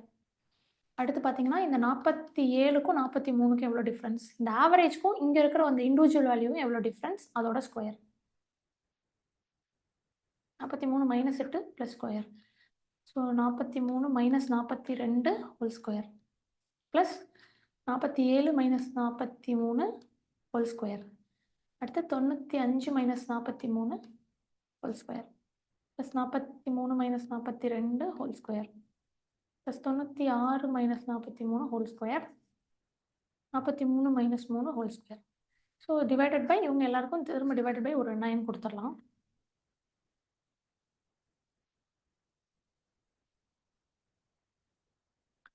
டிவைடட் பை 9 கொடுத்துடலாம். இவங்களோட ஸ்கொயர் எல்லாம் கண்டுபிடிச்சி நம்ம ஆட் பண்ணோம் அப்படின்னா I think will get something around 9668 இந்த மாதிரி ஒரு வேல்யூ வரும். ஸோ டிவைட் பை 9 போட்டோம்னா 1074 பாயிண்ட் இந்த மாதிரி வரும். ஸோ இதுக்கு நம்ம ரூட் எடுக்கணும். ஓகே, ஸோ இதுதான் ஆக்சுவலி வந்து வேரியன்ஸ். இப்போ நம்ம வேரியன்ஸ் தான் கண்டுபிடிக்கிறோம். வேரியன்ஸ் புரியுதுங்களா, அதாவது நான் என்னோட மீன் எவ்வளோ, என்னோட ஒரு தொகையும் என்னோட மீன்ல இருந்து எவ்வளோ வேரி ஆகுது, என்னோட ஒரு தொகையும் என்னோட மீன்ல இருந்து எவ்வளோ வேரி ஆகுது. இது பார்த்தா எனக்கு இவ்வளோ வேரி ஆகுது சரிங்களா. எல்லாத்தையும் ஸ்கொயர் கண்டுபிடிச்சி டிவைடட் பை 9 போட்டிருக்கேன். இப்போ இந்த வேரியன்ஸை நான் ரூட் எடுத்தா I get deviation. Okay, so இப்போ இஸ் ஈக்குவல் டு 32 அரவுண்ட் வரும். ஓகே, எஸ் 30னா 900 சம்திங் வரணும். கண்டிப்பாக நமக்கு 1007 வந்திருக்கு. ஸோ இங்கே வராது. You can go 32 something. இந்த மாதிரி ஒரு ஆன்சர் பிக் பண்ணிக்கலாம். So it is very very very simple சரிங்களா. It is very very very simple. இந்த மாதிரி கால்குலேட் பண்ணுற மாதிரி கொஸ்டின்ஸ் கேட்பாங்க கண்டிப்பாக. ரிசர்ச்லேருந்து இந்த மாதிரியான கொஸ்டின்ஸ்லாம் வருது. ப்ராபபிலிட்டி வேல்யூ வச்சு, ஆல்ஃபா வேல்யூ வச்சு நம்மளோட சிக்னிஃபிகன்ஸ் எப்படி இது பண்ணுறோம், தி ஸ்கோர். நமக்கு பேராமெட்ரிக் டெஸ்ட், நான் பேராமெட்ரிக் டெஸ்ட் வச்சு கேட்குற கேள்வி கூட ரொம்ப கொஞ்சம் ஈஸியாக தான் இருக்குது. ஆனால் சம்டைம்ஸ் இந்த மாதிரி கால்குலேட்டே பண்ண சொல்லிடுறாங்க. வேரியேஷன் என்ன, டீவியேஷன் என்ன, அப்படி கால்குலேட் பண்ணவே சொல்லிடுறோம். Okay, if a phenomena changes over time, what kind of research should be undertaken to study it? Okay, ஒரு காலத்தால் மாறிக்கிட்டே இருக்குது அப்படின்னா நம்ம என்ன டைப் ஆஃப் ரிசர்ச் எடுத்துகிட்டு போகணும், லாங்கிடியூடினல் ரிசர்ச் தான். ஓகே, 10 வருஷத்துக்கு முன்னாடி ஒரு மாதிரி இருக்கும், இப்போ வேறு மாதிரி இருக்கும், அது அடுத்த 10 வருஷத்தில் அது வேறு மாதிரி மாறும். அப்போது எவ்ரி 10 years ஒன்ஸ் நம்ம அதோட மாற்றத்தை படிக்கணும் அப்படின்னா நம்ம எடுத்துகிட்டு பண்ண வேண்டிய ரிசர்ச் வந்து லாங்கிடியூடினல் ரிசர்ச். ஓகே, அடுத்து survey research on a single case with a view to revealing different important features about its nature corresponds to which following research decision. Survey research அப்படிங்கிறது ஓகே, ஒரு சிங்கிள் கேஸ் பற்றி எடுத்து படிக்கிறோம்னா that is case study. Very simple. Survey research அப்படிங்கிறது ஒரு particular case எடுத்து இன்டெப்த்தாக நம்ம analyse பண்ண போகிறோம் அப்படிங்கும்போது that comes under case study. Okay, will go with the next thing.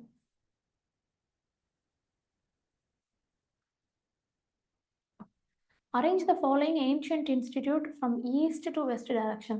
So ஈஸ்ட்ல இருந்து வெஸ்ட் டைரக்ஷன் அப்படின்னா ஓகே, ஸோ இவங்க தான் ஈஸ்ட், இவங்க தான் வெஸ்ட்.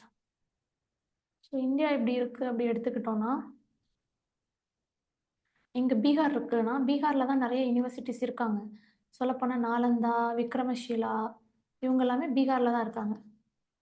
நாலந்தா, விக்ரமஷீலா. அதே மாதிரி இந்த வெஸ்ட்டில் யார் இருக்காங்கன்னு பார்த்தீங்கன்னா தக்ஷஷீலா. ஸோ வெஸ்ட்டில் இருக்கிறது தக்ஷஷீலா தான். ஸோ தக்ஷஷீலா தான் எனக்கு லாஸ்ட்டாக வரணும். ஏன்னா ஈஸ்ட் டு வெஸ்ட் தானே நான் ஆட் பண்ண போகிறேன். வெஸ்ட் தக்ஷஷீலா தான் எனக்கு லாஸ்ட்டாக வரணும். பிகாஸ் இவங்க வந்து பார்ட்ஸ் ஆஃப் பாகிஸ்தானில் இருக்காங்க. Okay fine. ஸோ எனக்கு ஏ தான் லாஸ்ட்டாக வரணும்னா இவங்க தான் answer. Very simple. So first ஈஸ்ட்டில் வந்து விக்ரமஷீலா இருக்காங்க, அவங்களுக்கு அப்புறம் நாலந்தா இருக்காங்க, அவங்களுக்கு அப்புறம் ஸ்ரதபீத் இருக்குது, அந்த யூனிவர்சிட்டி ஸ்ரதபீத் யூனிவர்சிட்டி, அண்ட் அதுக்கப்புறம் தக்ஷஷீலா யூனிவர்சிட்டி. ஸோ இப்போதைக்கு நான் இந்த கொஸ்டின் ஆன்சர் பண்ணுறதுக்கு ஷார்ட்கட் சொல்லியிருக்கேன். But there are so many universities. உங்களுக்கு ஈஸ்ட் டு வெஸ்ட் அரேஞ்ச் பண்ண சொல்லலாம், இல்லை வெஸ்ட் டு ஈஸ்ட் அரேஞ்ச் பண்ண சொல்லலாம், இல்லை க்ரோனாலஜிக்கல் ஆர்டர் வைஸ் அரேஞ்ச் பண்ண சொல்லலாம். We have to be clear it. அதை பொறுத்து தான் நம்ம அதை அரேஞ்ச் பண்ணுற மாதிரி இருக்கும். So see to it. Okay, so will solve this question. So next question பார்த்தீங்கன்னா மேத்தமெட்டிக்கல் ரீசனிங்லேருந்து கேட்டிருக்காங்க. So tank can be filled in 20 minutes. ஒரு டேங்கை ஃபில் பண்ணுறதுக்கு 20 நிமிஷம் டைம் எடுத்துக்கிறாங்க. there is a leakage which can empty it in 60 minutes. ஒரு leakage இருக்கிறதுனால இந்த டேங்க் 60 நிமிஷத்துல நம்ம லீக் ஆயிடும் அப்படிங்கிற மாதிரி சொல்லியிருக்காங்க. பட் ஸ்டில் இங்க என்ன இருக்கு அப்படின்னா, in how many minutes tank can B fill, இன்னும் எவ்வளோ நேரத்துல அந்த டேங்க் வந்து நம்ம ஃபில் பண்ண முடியும். இது பார்க்கறதுக்கு ஏதோ கான்செப்சுவலா இருக்கு. ஒரு டேங்க உடைஞ்சு சால்வ் பண்ணும் போல அப்படிலாம் நீங்க யோசிச்சுப்பீங்க. அப்படி கிடையாது. இத நீங்க எய்தர் டைம் அண்ட் ஒர்க் மாடல்ல சால்வ் பண்ணலாம். அப்படி இல்லன்னா சிம்பிளா பெர்சன்டேஜ் மெத்தட்லயே நம்ம சால்வ் பண்ணிக்கலாம். ரொம்ப சிம்பிளான கொஸ்டின் தான். ஒரு டேங்க ஃபில் பண்றதுக்கு 20 நிமிஷம் எடுத்துக்கிறாங்க. சரிங்களா? ஒரு டேங்க கம்ப்ளீட்டா ஃபில் பண்றதுக்கு 20 நிமிஷம் எடுத்துக்கிறாங்க. அப்போ அந்த டேங்க்ல இருக்க சின்ன ஒரு பகுதிய எவ்வளோ நேரம் எடுத்து ஃபில் பண்ணுவாங்கன்னா, 1/20. அது ஏன் ஒரு பகுதிய வந்து 1/20 அப்படி நம்ம எடுத்துக்கிறோம்னா, அந்த டேங்கோட மொத்த கெப்பாசிட்டிய 20 பகுதிகளா பிரிச்சுருங்க. ஒரு பகுதிக்கு 1 நிமிஷம். அப்ப 20 பகுதிகளுக்கு 20 நிமிஷம். அப்படி. அப்போ ஒரு பகுதிய ஃபில் பண்றதுக்கு 1/20த் அப்படி நம்ம எடுத்துக்கலாம். இப்போ லீக்கேஜ் ஆகுறதுக்கு 60 மினிட்ஸ் எடுத்துக்கிறாங்களா? இப்போ இந்த 60 மினிட்ஸ்ல அந்த என்டையர் டேங்க்கும் லீக்கேஜ் ஆயிடும். பட் 1 நிமிஷத்துக்கு எவ்வளோ லீக் ஆகும் அப்படின்னு பார்த்தீங்கன்னா, 1/60 லீக் ஆகும். 1 நிமிஷத்துக்கு 1/60 பார்ட் லீக் ஆகும். ஸோ இந்த மாதிரி நம்ம இத புரிஞ்சுக்கிட்டோம்னா, இப்ப இத பெர்சன்டேஜ்ல நம்ம மாத்துறோம் அப்படின்னா, இது வந்து ஃபில் பண்றதுக்கு 5%. லீக் ஆகுறது 1.66%. ஸோ ஃபில் பண்றது வந்து டேங்க 5% ஃபில் பண்றாங்க. பட் அதே 1 நிமிஷத்துல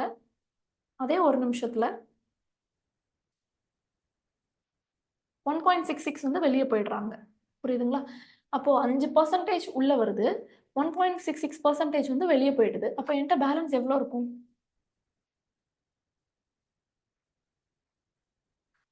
3.33% தான் இருக்கும். அப்போ ஒரு நிமிஷத்துக்கும் நான் வந்து 3.33% தான் டேங்க்கே ஃபில் ஆகுது. அப்போ நான் இதுல எவ்வளோ டைம் எடுத்துப்பேன் அப்படின்னா, 30 மினிட்ஸ் எடுத்துக்கிட்டா தான் என்னால இது 100% அந்த டேங்க்க கம்ப்ளீட்டா ஃபில் பண்ணி முடிக்க முடியும். ஸோ என்னோட ஆன்சர் 30 மினிட்ஸ். இத நான் எப்படி சொன்னேன் அப்படின்னா, இந்த 3.33 வருது இல்லையா? அவங்கலாம் 1/3.33 போட்டேன். அப்படின்னா எனக்கு 30 மினிட்ஸ் கிடைக்கும். ஆர் அதர்வைஸ் எனக்கு 1/30 போட்டா இந்த 3.33 கிடைக்கும். ஸோ இந்த மாதிரி. ஸோ எய்தர் ஏதாவது ஒரு மெத்தட் நீங்க யூஸ் பண்ணிக்கலாம். பொதுவா டைம் அண்ட் ஒர்க்ல கொஸ்டின்ஸ் கேட்கும்போது அவங்க என்ன குடுத்துருக்காங்களோ, அத இன்வெர்ஸா எடுத்து தான் சால்வ் பண்ண ஆரம்பிப்போம்.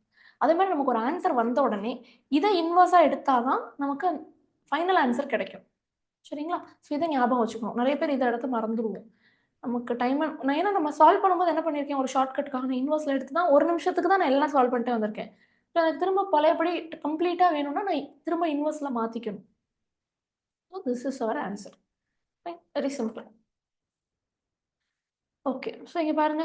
Train 110 meters length. Okay. 110 meter இருக்கு லென்த்ல. அது வந்து a man walking with a speed of 6 kilometer per hour. இவங்கள கிராஸ் பண்ணது இன் 6 செகண்ட்ஸ்ல கிராஸ் பண்றாங்க. அப்போ ஸ்பீட் ஆஃப் அ ட்ரெயின் என்னன்னு கேட்டிருக்காங்க. So this is also very simple question. So speed பொறுத்த வரைக்கும் நமக்கு தெரியும். டிஸ்டன்ஸ் பை டைம்னு தெரியும். சரிங்களா? இப்போ 1 கிலோமீட்டர் வந்து அ ஒரு ஹார்ல கிராஸ் பண்றாங்க அப்படின்னா, 1000 meter by 3600 second. Which is equal to 5/18 meter per second. So கிலோமீட்டர நம்ம வந்து இப்படி மாத்தணும்னா, மீட்டர் பெர் செகண்ட இந்த மாரி தான் மாத்த வேண்டியதா இருக்கு. And in addition do that okay will continue with the question. இப்போ இவங்க வந்து இந்த மேனோட ஸ்பீட் பாருங்க 6 கிலோமீட்டர். ட்ரெயினோட ஸ்பீட் வந்து 110 மீட்டர் பெர் செகண்ட் குடுத்துருக்காங்க. மேனோட ஸ்பீட 6 கிலோமீட்டர் பெர் ஹவர் குடுத்துருக்காங்க. ஸோ நம்ம ஏதாவது ஒண்ண வந்து கன்வெர்ட் பண்ணிக்கிற மாரி இருக்கும். இப்போ மேனோடது 6 கிலோமீட்டர் பெர் ஹவர் அப்படின்னா, இத 6 into 5/18 which is equal to we can have 30 divided by 18 kilometer per hour. So இதுதான் வந்து I'm sorry 30 divided by 18 meter per second. இதுதான் வந்து அந்த மேனோட ஸ்பீட். ஓகேவா? இப்போ speed of a train calculate பண்ணலாம். Speed of a train calculate பண்ணும் பொழுது வில் கெட் சம்திங் லைக் மேனோட ஸ்பீடும் ஸ்பீட் ஆஃப் அ ட்ரெயின் இது 2மே ரிலேட்டிவ் ஸ்பீடுன்னு சொல்லுவோம். ஒருத்தவங்கள வச்சு பார்க்கும் பொழுது இன்னொருத்தவங்க எவ்வளோ ஸ்பீடா ஆகுறாங்க. ஸோ ரிலேட்டிவ் ஸ்பீட் அப்படின்னு சொல்லுவோம். ஸோ ஃபர்ஸ்ட்டு இவங்க 110 மீட்டர் கிராஸ் பண்றாங்க. அண்ட் இவங்களையும் சேர்த்து கிராஸ் பண்றாங்க in 6 seconds. So 110 meter divided by 6 seconds போட்டோம்னா 18.33 seconds. Okay. So I think இதுதான் ரிலேட்டிவ் ஸ்பீட்.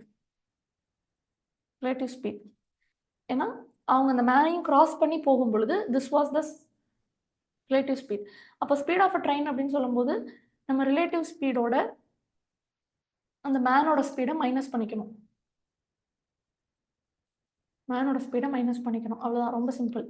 18.33யோட 1.67 மைனஸ் பண்ணிக்கிட்டா நமக்கு எவ்வளோ கிடைக்கும்? 16.66 மீட்டர் பெர் செகண்ட் கிடைக்கும். அவ்வளோதான். இது வந்து ட்ரெயினோட ஸ்பீடு.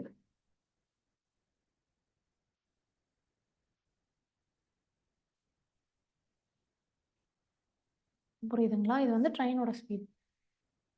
அண்ட் இங்கே நம்ம என்ன புரிஞ்சுக்கணும் அப்படின்னா, ட்ரெயினோட ஸ்பீட் வந்து மீட்டர் பெர் செகண்ட்ல கண்டுபிடிச்சிருக்கோம். பட் ஆன்சர்ஸ் வந்து கிலோமீட்டர் பெர் ஹார்ல கொடுத்துருக்காங்க. அப்போ meter per second kilometer per ஹாரா மாற்றணும்னா again we can do with 18/5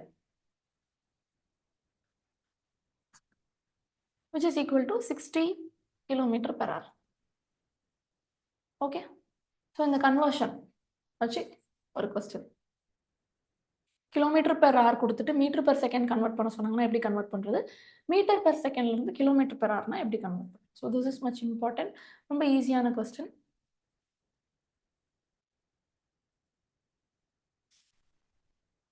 okay,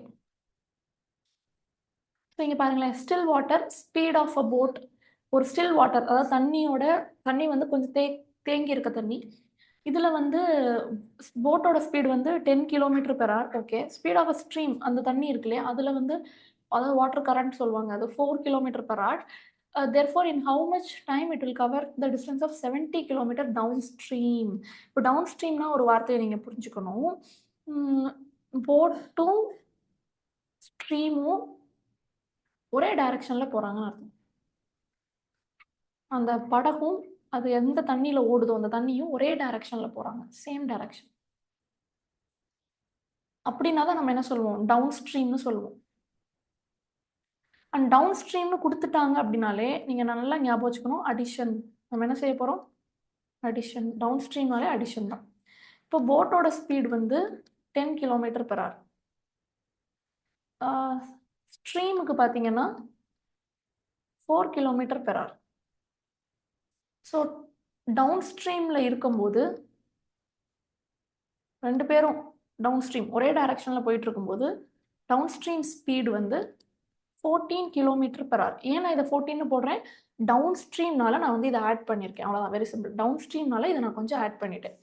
so 14 kilometre per hour. இப்போது எனக்கு ஸ்பீடு தெரியும், டிஸ்டன்ஸ் தெரியும், டைம் தானே கண்டுபிடிக்கணும். அது நான் ஈஸியாக கண்டுபிடிச்சிப்பேன்ல.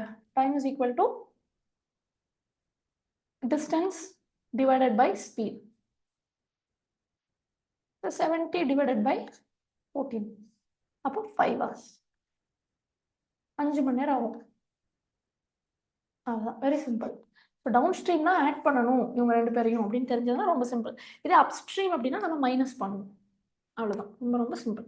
அப் ஸ்ட்ரீம்னா மைனஸ் பண்ணிக்க போகிறோம். ஃபைன். ஓகே, இது பாருங்களேன், இந்த கொஸ்டின் வந்து நம்பர் சீரிஸ் தான், ஆனால் நடுவில் இருக்கிற ஒரு நம்பருக்கு கேட்டிருக்காங்க. அப்போ நான் என்ன பண்ணேன்னா, எனக்கு கொஞ்சம் ஆப்ஷன்ஸ் ஈஸியாக இருந்தால் பெட்டராக இருக்கும் அப்படிங்கிற மாதிரி தோணுச்சு. அதனால நான் ஃபஸ்ட்டு இந்த 90ங்கிற ஆப்ஷன் எடுத்து இங்கே போட்டுட்டேன். போட்டுட்டு எனக்கு ஏதாவது லாஜிக் ஒர்க் அவுட் ஆகுதா அப்படிங்கிறத நான் செக் பண்ணேன். உங்களுக்குமே நான் அதை பண்ணி காமிக்கிறேன். இப்போ இவங்க ரெண்டு பேருக்குள்ள டிஃப்ரென்ஸ் வந்து 40, இவங்க ரெண்டு பேருக்கு டிஃப்ரென்ஸ் வந்து 60, இவங்க ரெண்டு பேருக்கு டிஃப்ரென்ஸ் வந்து 90, அண்ட் இவங்க ரெண்டு பேருக்குள்ள டிஃப்ரென்ஸ் வந்து 135. சரிங்களா? ஸோ இவங்க ரெண்டு பேருக்கும் உள்ள டிஃப்ரென்ஸ் வந்து கொஞ்சம் பெரிய டிஃப்ரென்ஸ் தான். ஐ திங்க் 65க்கு மேலே, 67 சம்திங் அந்த மாதிரி வரும் டிஃப்ரென்ஸ். ஓகே, ஸோ கிட்டத்தட்ட 207.5, 202.5. ஓகே, ஸோ இந்த மாதிரி ஒரு டிஃப்ரென்ஸ். ஸோ அடுத்து நான் என்ன பண்ணிட்டேன், இவங்க ரெண்டு பேருக்கும் வந்து இருக்கிற வித்தியாசம் வந்து 20, இவங்க ரெண்டு பேருக்கு இருக்கிற வித்தியாசம் வந்து 30, இவங்க ரெண்டு பேருக்கு இருக்கிற வித்தியாசம் 45, இவங்க ரெண்டு பேருக்கு இருக்கிற வித்தியாசம் வந்துட்டு 67.5. சரிங்களா? ஸோ இந்த மாதிரி நான் பார்த்துட்டே வந்தேன். இதில் என்ன புரிஞ்சதுன்னா, இந்த 40ஓட பாதி தான் இவங்க, இவங்களோட ஹாஃப் தான் இவங்க, இவங்களோட ஹாஃப் தான் இவங்க, இவங்களோட ஹாஃப் தான் இவங்க. ஸோ எல்லாரோட ஹாஃப் தான். ஸோ இதில் என்னால் ஒரு விஷயம் புரிஞ்சுக்க முடிஞ்சிச்சு. பாதிக்கு பாதி தான் அடுத்து ஆட் பண்ணியிருக்காங்கன்னு. ஸோ இந்த 90ய வச்சு நான் போட்டு பார்க்கும்போது எனக்கு லாஜிக் ஒர்க் ஆச்சு. ஸோ இந்த ஆன்ஸரை நான் பிக் பண்ணிக்கிட்டேன். இதுவே ஒரு 60ய வச்சோ, 80ய வச்சோ போட்டிருந்தேன்னா எனக்கு இங்கே லாஜிக் இடிச்சிருக்கும். ஸோ என்னால் ஆன்சர் பிக் பண்ண முடியாது. ஸோ இப்போ இன் பிட்வீன் கேட்டாங்கன்னா, நீங்கள் ஏதாவது ஒரு ஆப்ஷனை சூஸ் பண்ணி உங்களுக்கு லாஜிக் ஏதாவது ஒர்க் அவுட் ஆகுதான்னு பாருங்க. That is the simplest way to solve this kind of questions. ஏன்னா வழக்கமான நம்பர் சீரிஸ் வந்து நமக்கு கேட்கறது கிடையாது. வழக்கமான நம்பர் சீரிஸ் கேட்கறது கிடையாது. ஒரு நிமிஷம் நின்னு யோசிச்சு, அந்த நம்பர் சீரிஸ்க்கே நம்ம 1 நிமிஷம், 2 நிமிஷம் டைம் ஸ்பெண்ட் பண்ற மாதிரி தான் கொஸ்டின்ஸ் கேட்குறாங்க. ஸோ பேசிக்கா நீங்க ஆப்ஷன யூஸ் பண்ணி சம் சால்வ் பண்ண ட்ரை பண்ணுங்க. அது ரொம்பவே யூஸ்ஃபுல்லா இருக்கும். நம்பர் சீரிஸ்க்கு இதுதான் ட்ரிக்.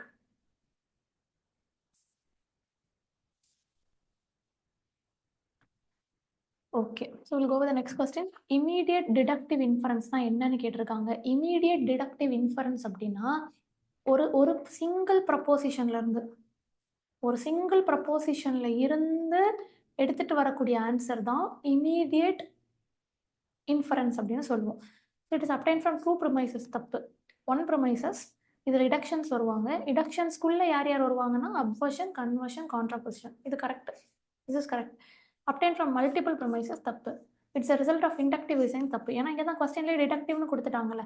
அதனால இது இண்டக்டிவ் சொல்ல முடியாது. ஸோ ஆப்ஷன் 2 மட்டும் தான் இதில் கரெக்ட். சரிங்களா? Okay. So will go with the next question. Okay. Read carefully argument 1 and argument 2 and mark the correct code. If there is a smoke, there is a fire. Okay, smoke இருந்தா fire இருக்கும். There is no smoke, there is no fire. Okay, இது என்ன kind of argument அப்படின்னா, if then argument. If then அப்படின்னு சொல்லக்கூடிய condition based argument. இது ஒரு condition based தான் கொடுத்துருக்காங்க. இப்போ இந்த கண்டிஷனை நம்ம 2 பகுதியா பிரிக்கலாம். இவங்க வந்து antecedent, இவங்க வந்து consequent. ஸோ ஒரு ஆன்டிசிடென்ட் ஒரு கான்சிக்வெண்ட் கொடுத்துட்டாங்க கொஸ்டின் கரெக்டு. அதுக்கப்புறம் என்ன பண்ணுறாங்க, இந்த ஆன்டிசிடென்ட்டை வந்து தப்புன்னு சொல்கிறாங்க. புரியுதுங்களா? இது ஸ்மோக் அப்படிங்கிறது ஆன்டிசிடென்ட் தானே. ஸ்மோக் அப்படிங்கிறது அந்த 2 ஸ்டேட்மெண்ட்டில் முதல் ஸ்டேட்மெண்ட்டை ஆன்டிசிடென்ட்னு சொல்கிறோம். இந்த கொஸ்டினுக்கு ஸ்மோக் அப்படிங்கிறது தான் முதல் ஸ்டேட்மெண்ட், அதுதான் ஆன்டிசிடென்ட். ஃபயர் அப்படிங்கிறது 2வது ஸ்டேட்மெண்ட், அது கான்சிக்வெண்ட். இப்போ அடுத்து என்ன பண்ணுறாங்க, இது நமக்கு கொஸ்டின்னு சொல்லி புரிய வச்சுட்டாங்க. இதுதான் நமக்கு கண்டிஷன் கொடுத்துட்டாங்க. 2வது என்ன பண்ணுறாங்கன்னா, ஸ்மோக் இல்லை அதனால ஃபயர் இல்லை அப்படின்னு சொல்கிறாங்க. அதாவது என்ன சொல்ல வராங்கன்னா, இந்த ஆன்டிசிடென்ட்டை டினை பண்ணுறாங்க. இந்த ஆன்டிசிடென்ட் என்ன பண்ணுறாங்க, டினை பண்ணுறாங்க. அதனால கான்சிக்வெண்ட்டும் என்ன ஆகுது, டினை ஆகுது. ஆன்டிசிடென்ட் டினை பண்ணுறாங்க, அதனால என்ன ஆகுது, கான்சிக்வெண்ட்டும் டினை ஆகுது. ஸோ இதுதான் ஆர்குமெண்ட் 1ல ஃபேலசி இருக்கானா இருக்கு. டினையிங் தி ஆன்டிசிடென்ட், அவ்வளோதான். இது நம்ம புரிஞ்சுக்கணும். This is a kind of fallacy. This second argument பாருங்க. The happiness is the beginning of life. Okay, beginning of life is perfection, therefore happiness is perfection. Correct தானே? So happiness தான் beginning of life. Beginning of லைஃப்ங்கிறது perfection. So that happiness is the beginning of life. ரொம்ப கரெக்டான ஒரு statement. So இந்த statement வந்து ஒரு argument. அதாவது அவங்க என்ன வேலிடான ஆர்குமெண்ட், அவங்க என்ன கொடுக்குறாங்களோ அதை அப்படியே நிரூபிச்சுட்டாங்க. ஸோ இட் இஸ் வேலிடான ஆர்குமெண்ட். இதில் it is very very simple. எப்படி சொல்கிறாங்கன்னா, all A is B, all B is C, therefore all A is C. ரொம்ப சிம்பிள். நம்ம ரொம்ப ரொம்ப பேசிக் ரூல் பார்ப்போம் இல்லையா? என்ன ரூல் பார்ப்போம், ஆல் ப்ளஸ் ஆல் வந்தால் ஆல் தான் வரும். மிடில் டேர்மை கேன்சல் பண்ணிவிட்டு அப்படியே மேஜர் டேர்மை எழுத்து இருக்கணும். ரொம்ப ரொம்ப பழைய மாடல் ஆஃப் கொஸ்டின் இது. பழைய மாடல் ஆஃப் கொஸ்டினா 2017 2018 வந்த கொஸ்டின்ஸ் இது. பட் இது ரொம்ப பேசிக் ஃபார்ம் ஆஃப் ஷார்ட்கட். சிலாஜிசத்துக்கும் இது ஒரு ஷார்ட்கட். ஆல் மாடலில் எப்படி சால்வ் பண்ணுறது அப்படின்னு. So this is a thing. இந்த மெத்தட் யூஸ் பண்ணி தான் அவங்க இந்த 2வது ஆர்குமெண்ட் கொடுத்துருக்காங்க. இது ரொம்ப வேலிடான ஆன்சர் தான். ஓகே, இதோட அர்த்தத்தை எடுத்து புரிஞ்சு பார்த்தீங்கனாலும் ரொம்ப வேலிடாக கனெக்ட் ஆகிற மாதிரி இருக்கும். ஸோ தட் இஸ் ஓகே, இது வேலிடான ஆர்குமெண்ட். ஆனால் இங்கே வந்து ஒரு ஃபேலசி இருக்கு. ஆன்டிசிடென்ட்டை இல்லைன்னு சொல்லிட்டு முதல்ல அவங்க கண்டிஷன் கொடுக்குறாங்க, அது வந்து பாசிட்டிவான கண்டிஷன். அடுத்து என்ன பண்ணுறாங்க, ஆன்டிசிடென்ட்டை இல்லைன்னு சொல்லிட்டு அதனால கான்சிக்வெண்ட்டும் இல்லைங்கிறாங்க. ஸோ இது நெகட்டிவான condition. Okay, very simple. This is kind of fallacy, different kind of fallacy. Okay, which of the following is true about the relationship between universal affirmative and particular affirmative? ஏக்கும் ஐக்கும். Okay, and universal negative and particular negative. So இப்போ ஏக்கும் ஐக்கும் நம்ம ஒரு relationship, ஏக்கும் ஈக்கும் relationship அப்படி பார்க்குறோனாலே இந்த relationship, இந்த வெர்டிக்கல் ரிலேஷன்ஷிப்பை நம்ம என்ன சொல்லுவோம்னா சபால்டர்னேஷன் ரிலேஷன்ஷிப்னு சொல்லுவோம். பொதுவாக ஏஇஐஓ அப்படின்னு 4 ரிலேஷன்ஷிப் இருக்குன்னா இதில் ஏக்கும் ஈக்கும் நடுவில் இருக்கிற ரிலேஷன்ஷிப் வந்து கான்ட்ரரி. இதே கீழே ஐக்கும் ஓக்கும் இருக்கிற ரிலேஷன்ஷிப் வந்து சப்கான்ட்ரரி. ஸோ இவங்க கான்ட்ரரி, இவங்க சப்கான்ட்ரரி. பர்டிகுலராக இருக்கிற 2 பேருமே பார்த்தீங்கன்னா சபால்டர்னேஷன் அப்படின்னு சொல்லுவாங்க. டயக்னலாக இருக்கிற 2 பேருமே பார்த்தீங்கன்னா கான்ட்ரடிக்டரி ரிலேஷன்ஷிப்னு சொல்லுவாங்க. ஸோ இது நமக்கு தெரியும். ஸோ இவங்க வந்து சபால்டர்னேஷன் ரிலேஷன்ஷிப். இந்த கொஸ்டின் லாஜிக்கல் ரீசனிங் கொஸ்டின்ஸ் எல்லாமே கொஞ்சம் டஃப்பான கொஸ்டினாக தான் இருக்குது. சபால்டர்னேஷன் ரிலேஷன்ஷிப். ஸோ இந்த சபால்டர்னேஷன் ரிலேஷன்ஷிப் பொறுத்த வரைக்கும் மேலே இவங்க ட்ரூ அப்படின்னா, ஏ ட்ரூ அப்படின்னா ஐ வந்து கண்டிப்பாக ட்ரூ ஆகிடும். அதே மாதிரி இ ட்ரூ அப்படின்னா ஓ வந்து கண்டிப்பாக ட்ரூ ஆகிடும். ஆனால் கீழே ட்ரூவாக இருக்காங்க அப்படின்னா மேலே வந்து ட்ரூத்னஸ் போகாது. இவங்க வந்து ட்ரூ ஆர் ஃபால்ஸ் இல்லைன்னா அன்டிட்டர்மைண்ட், கணிக்கவே முடியாது. கீழே ட்ரூவாக இருக்காங்கன்னா மேலே ட்ரூத்னஸ் போகாது. எதர் ட்ரூ ஆர் ஃபால்ஸ் இல்லைன்னா அன்டிட்டர்மைண்டாக இருப்பாங்க. புரியுதுங்களா? ஸோ அடுத்தது பார்த்தீங்கன்னா இதே மாதிரி ஏஇஐஓ. இந்த ஏஇஐஓவில் இப்போ கீழே ஃபால்ஸ் அப்படின்னா மேலே வந்து கண்டிப்பாக ஃபால்ஸாக ஆயிடுவாங்க. கீழேருந்து மேலே ஃபால்ஸ் போகும். ஆனால் மேலே ஃபால்ஸ் அப்படின்னா கீழே வந்து ஃபால்ஸ் ஆகாது. இவங்க வந்து அன்டிட்டர்மைண்ட், கணிக்க முடியாது. ஒன்று ட்ரூவாக இருக்கலாம் இல்லை ஃபால்ஸாக இருக்கலாம். அதே மாதிரி கீழே ஃபால்ஸ் அப்படின்னா மேலே வந்து ஃபால்ஸ் ஆகிடும். புரியுதுங்களா? மேலே ஃபால்ஸ் அப்படின்னா கீழே வந்து அன்டிட்டர்மைண்ட், எது ட்ரூ ஆர் ஃபால்ஸ் இல்லைன்னா அன்டிட்டர்மைண்ட்னு சொல்லும். இதுதான் இவங்களோட ரூல். புரியுதுங்களா? இதுதான் வந்து இவங்களுக்குரிய ரூல். இந்த ரூலை வச்சு தான் சபால்டர்னேஷனோட ரூல் வச்சு தான் இங்கே கொஸ்டின் கேட்டிருக்காங்க. The relationship is based on same quantity but different quality. பாருங்க, சேம் குவான்டிட்டியா, இவங்களும் யூனிவர்சல், இவங்க பர்டிகுலர். தப்பு. இவங்க சேம் குவான்டிட்டி கிடையாது. இவங்க டிஃப்ரெண்ட் குவான்டிட்டி. இவங்க யூனிவர்சல், இவங்க பர்டிகுலர். 2 பேரும் வேற வேற குவான்டிட்டி. இந்த குவான்டிட்டி வேற, அந்த குவான்டிட்டி வேற. ஆனால் 2 பேரும் ஒரே குவாலிட்டி. இவங்களும் அஃபர்மேட்டிவ், அவங்களும் அஃபர்மேட்டிவ். குவாலிட்டி ஒன்றா தான் இருக்கு. இந்த ஃபர்ஸ்ட் ஸ்டேட்மெண்ட் தப்பு. ஒருவேளை இங்கே டிஃப்ரெண்ட் குவான்டிட்டி சேம் குவாலிட்டின்னு வந்தால் நம்ம ஆன்சராக எடுத்துருக்கலாம். ஆனால் இப்போ இதை நம்ம எடுக்க முடியாது. புரியுதுங்களா? இப்போ நம்ம எடுக்க முடியாது. இந்த relationship between different quantity and same quality எடுக்கலாம். இவங்கள ஆன்சராக எடுக்கலாம். ஏன்னா யூனிவர்சல் அஃபர்மேட்டிவ், பர்டிகுலர் அஃபர்மேட்டிவ்ங்கிறது ஒன்று போல இருக்குது. அப்போ குவாலிட்டி தான் ஒன்றா இருக்குது. யூனிவர்சல் பர்டிகுலர்னு குவான்டிட்டி வந்து மாறி போயிடுது. புரியுதுங்களா? ஓகே. அதே மாதிரி நெகட்டிவ்ல பார்த்தாலும் universal negative E, particular negative O. So universal நெகட்டிவ்னு குவான்டிட்டி மாறி போயிடுது. நெகட்டிவ்ங்கிற குவாலிட்டி வந்து ஒரே இதாக இருக்குது. அடுத்து if A is true, okay, A ட்ரூவாக இருந்தால் ஐ மஸ்ட் பி ட்ரூ. ஆமாம், correct. But if I is true, A is undetermined. ஆமாம், கரெக்ட். ஐ ட்ரூவாக இருந்தால் ஏ வந்து ட்ரூவாக இருக்கணுங்கிற அவசியம் இல்லை. They are undetermined. If A is true, I must be true. Correct. And வைசி வர்ஸா சொல்ல முடியாது. அவங்க ட்ரூனா இவங்க ட்ரூ, பட் இவங்க ட்ரூனா அவங்க ட்ரூ, அப்படி வைசி வர்ஸாவும் சொல்ல முடியாது. If E is true, O must be true. If O is true, E is undetermined. இவங்க கரெக்ட். ஆனால் வைசி வர்ஸாவாக சொல்ல முடியாது. ஸோ நம்ம வந்து இவங்களுக்கு பிசிஇ, இவங்க தான் ஆன்சர். ஆப்ஷன் 2 தான் ஆன்சர். ரொம்ப யோசிச்சு போடுற மாதிரியான டைம் எடுக்கக்கூடிய question, concept space question. Shortcut வச்சு ஸ்கொயர் ஆஃப் அப்போசிஷன் படிச்சிருந்தோம் அப்படின்னா ஓகே, நமக்கு ஷார்ட்கட்லேயே சபால்டர்னேஷனோட ஷார்ட்கட் நம்ம படிச்சிருப்போம். We would have learnt it. So இந்த ட்ரூ பார்த்து இல்லை ஃபால்ஸ் அன்டிட்டர்மைண்ட் இதெல்லாம் போடும்போது நீங்கள் கொஞ்சம் பார்த்து கவனமாக போட்டுக்கிறது நல்லது. கன்ஃபியூஸ் ஆகாமல் போடுறது நல்லது. பட் இது வந்து கொஞ்சம் ஹெவிலி கான்செப்சுவல் பேஸ் கொஸ்டின் தான். ஐ டு அக்ரி, இது ரொம்ப கொஞ்சம் ஹெவியான கான்செப்சுவல் பேஸ் கொஸ்டின் தான். So will go with next question. இது வந்து மூட் அண்ட் ஃபிகர், அதோடைய நேம் தான் சொல்கிறாங்க. இப்போ ஏஏஏ கொடுத்துருக்காங்க இல்லையா? ஸோ விச் இஸ்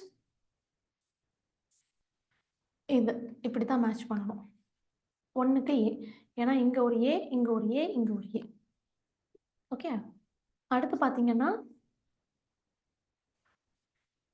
இஏஇ, அதுதான் இஏஇ. இந்த ஏஐஐ வந்து it is very simple. AII EIO EIO. So எல்லாமே டேரெக்டாக அப்படியே மேட்ச் பண்ணிட்டாங்க. 1க்கு ஏ, 2க்கு பி, 3க்கு வந்து சி, 4க்கு வந்து D. There is something mistake. So எல்லாமே டேரெக்டாக மேட்ச் பண்ணிட்டாங்க. That was the answer here. இது எப்படி கண்டுபிடிப்பாங்கன்னா, நம்மளோட மூட் அண்ட் ஃபிகர் வச்சுட்டு கண்டுபிடிப்பாங்க. அண்ட் நமக்கு இங்க இந்த லெட்டர்ஸ் எல்லாம் விட்டுடணும். அதாவது ஏஇஐஓங்கிற லெட்டரை தவிர மித்த எல்லா லெட்டரையும் கேன்சல் பண்ணிட்டு பார்த்தா இதுல இருந்து ஏஏஏ தான் வரும். இப்போ எங்கேயுமே வவல்ஸை தவிர ஏஇஐஓ மட்டும் கேன்சல் பண்ணாமல் மிச்ச எழுத்தை கேன்சல் பண்ணிடுங்க. அப்போது சிஏஇ தான் வரும். புரியுதுங்களா? இஏஇ தான் வரும். மித்த எல்லாத்தையும் நான் கேன்சல் பண்ணிட்டேன். ஸோ இதை நம்ம புரிஞ்சுக்கணும், இல்லை ஒரு பாட்டு மாதிரி மனப்பாடம் பண்ணிக்கணும் தான் அரிஸ்டாட்டில் இப்படி கொடுத்துருக்காரு. ஓகே, ஸோ இதை நீங்கள் ரொம்ப ஈஸியாக மேட்ச் பண்ணிடலாம். அவ்வளோதான். இந்த question was very very simple question. But ஆப்ஷன்ஸில் சின்னதாக மிஸ்டேக்ஸ் இருக்குது. எல்லாமே டேரெக்டாகவே மேட்ச் ஆயிடுச்சு. ஓகே, ஸோ அடுத்ததாக வந்து நம்மளோட ரீடிங் காம்ப்ரிஹென்ஷன். நான் சொல்லியிருக்கேன் ரீடிங் காம்ப்ரிஹென்ஷனில் எப்போவுமே வந்து உங்களுக்கு கீவேர்ட்ஸ் வச்சு ஆன்சர் பண்ணுங்கன்னு. ஸோ இங்கே வந்து நான் உங்களுக்கு ஆன்சர் சொல்கிறேன். ஸோ அந்த ஆன்சர்ஸை மட்டும் நீங்கள் வந்து நோட் பண்ணிக்கோங்க. ஃபைன். ஸோ இந்த 46th கொஸ்டினுக்கு பார்த்தீங்கன்னா, a draft may pull smoke away from the detector. அவ்வளோதான், ரொம்ப சிம்பிள். அடுத்து 47th கொஸ்டின் பார்த்தீங்கன்னா, 50% better chance of surviving a fire. 50% better chance of surviving the fire. Okay, so அடுத்து ஸ்பீக் டு ஸ்கூல் குரூப்ஸ் எல்லாம் பேசி நம்ம ஃபயர் ஃபைட்டிங்கோட இம்பார்ட்டன்ஸை புரிய வைக்கிறது. அவுட்சைட் ஆல் பெட்ரூம்ஸ் இன் அ ஹோம். ஓகே, அடுத்து the proper installation of home smoker detectors. ரொம்ப சிம்பிளான passage, ரொம்ப குட்டியான பேசேஜ். இதுதான் வெளிப்படையாகவே கொடுத்துருக்காங்க. we can easily do that. So இதுதான் ஒரு கான்செப்ட்ஸுமே நம்ம டிஸ்கஸ் பண்ணோம். இப்போ லாஜிக்கல் ரீசனிங் எப்படி இருந்தது, ஹையர் எஜுகேஷன் எப்படி இருந்தது, டேட்டா இன்டர்பிரிட்டேஷன் எப்படி சால்வ் பண்ணும், and teaching aptitude, communication based எப்படி எலிமினேட்டட் ஓரியன்டாக சால்வ் பண்ணும், இதெல்லாமே பார்த்தோம். கண்டிப்பாக எக்ஸாம்ஸ்க்கு நல்லா தரவாக ப்ரிப்பேர் ஆகுங்க. அடுத்தடுத்து வந்து நமக்கு எக்ஸாம்ஸ் நடக்கும் இல்லையா, அன்னைக்கு ஈவினிங் என்ன மாதிரியான கொஸ்டின்ஸ் கேட்டிருக்காங்க அப்படிங்கிறதும் தெளிவாக நான் உங்களோட ஷேர் பண்ணுறேன். So kindly stay tune with Shiksha class and subscribe to Shiksha class. நான் சொன்ன மாதிரி ஜூன் 2025 அட்மிஷன்ஸ் போயிட்டுருக்கு. ஜான்வரி 20th வந்து நம்ம நியூ பேட்ச் ஸ்டார்ட் பண்ணுறோம். நீங்கள் ஜாயின் பண்ணிக்கலாம். இதில் யூஜிசி நெட் அண்ட் ஆல்சோ டிஎன்செட்குரிய கோர்சஸ் போயிட்டுருக்கு. சப்ஜெக்ட்ஸ் ஆஃபர்ட் பார்த்தீங்கன்னா computer science, English, commerce, economics, management and also education, physical education, life science, physics, chemistry. Offer price 10,000 நம்ம ஆஃபர் பண்ணுறோம். இது லிமிட்டட் ஆஃபர் தான். ஸோ ஏர்லியாக ஜாயின் பண்ணிக்கோங்க. டிஎன்செட் முடிச்சதும் காலேஜ் டிஆர்பிக்குமே நம்ம MCQ and descriptive pattern questions வந்து ப்ராக்டிஸ் கொடுக்குறோம். And also stay tune with Shiksha class, subscribe to Shiksha class. Exam ரிலேட்டடாக உங்களுக்கு வேறு ஏதாவது டவுட்டாக இருந்ததுன்னா கமெண்ட் செஷனில் தெரிவிங்க. Thank you everyone. தேங்க்யூ.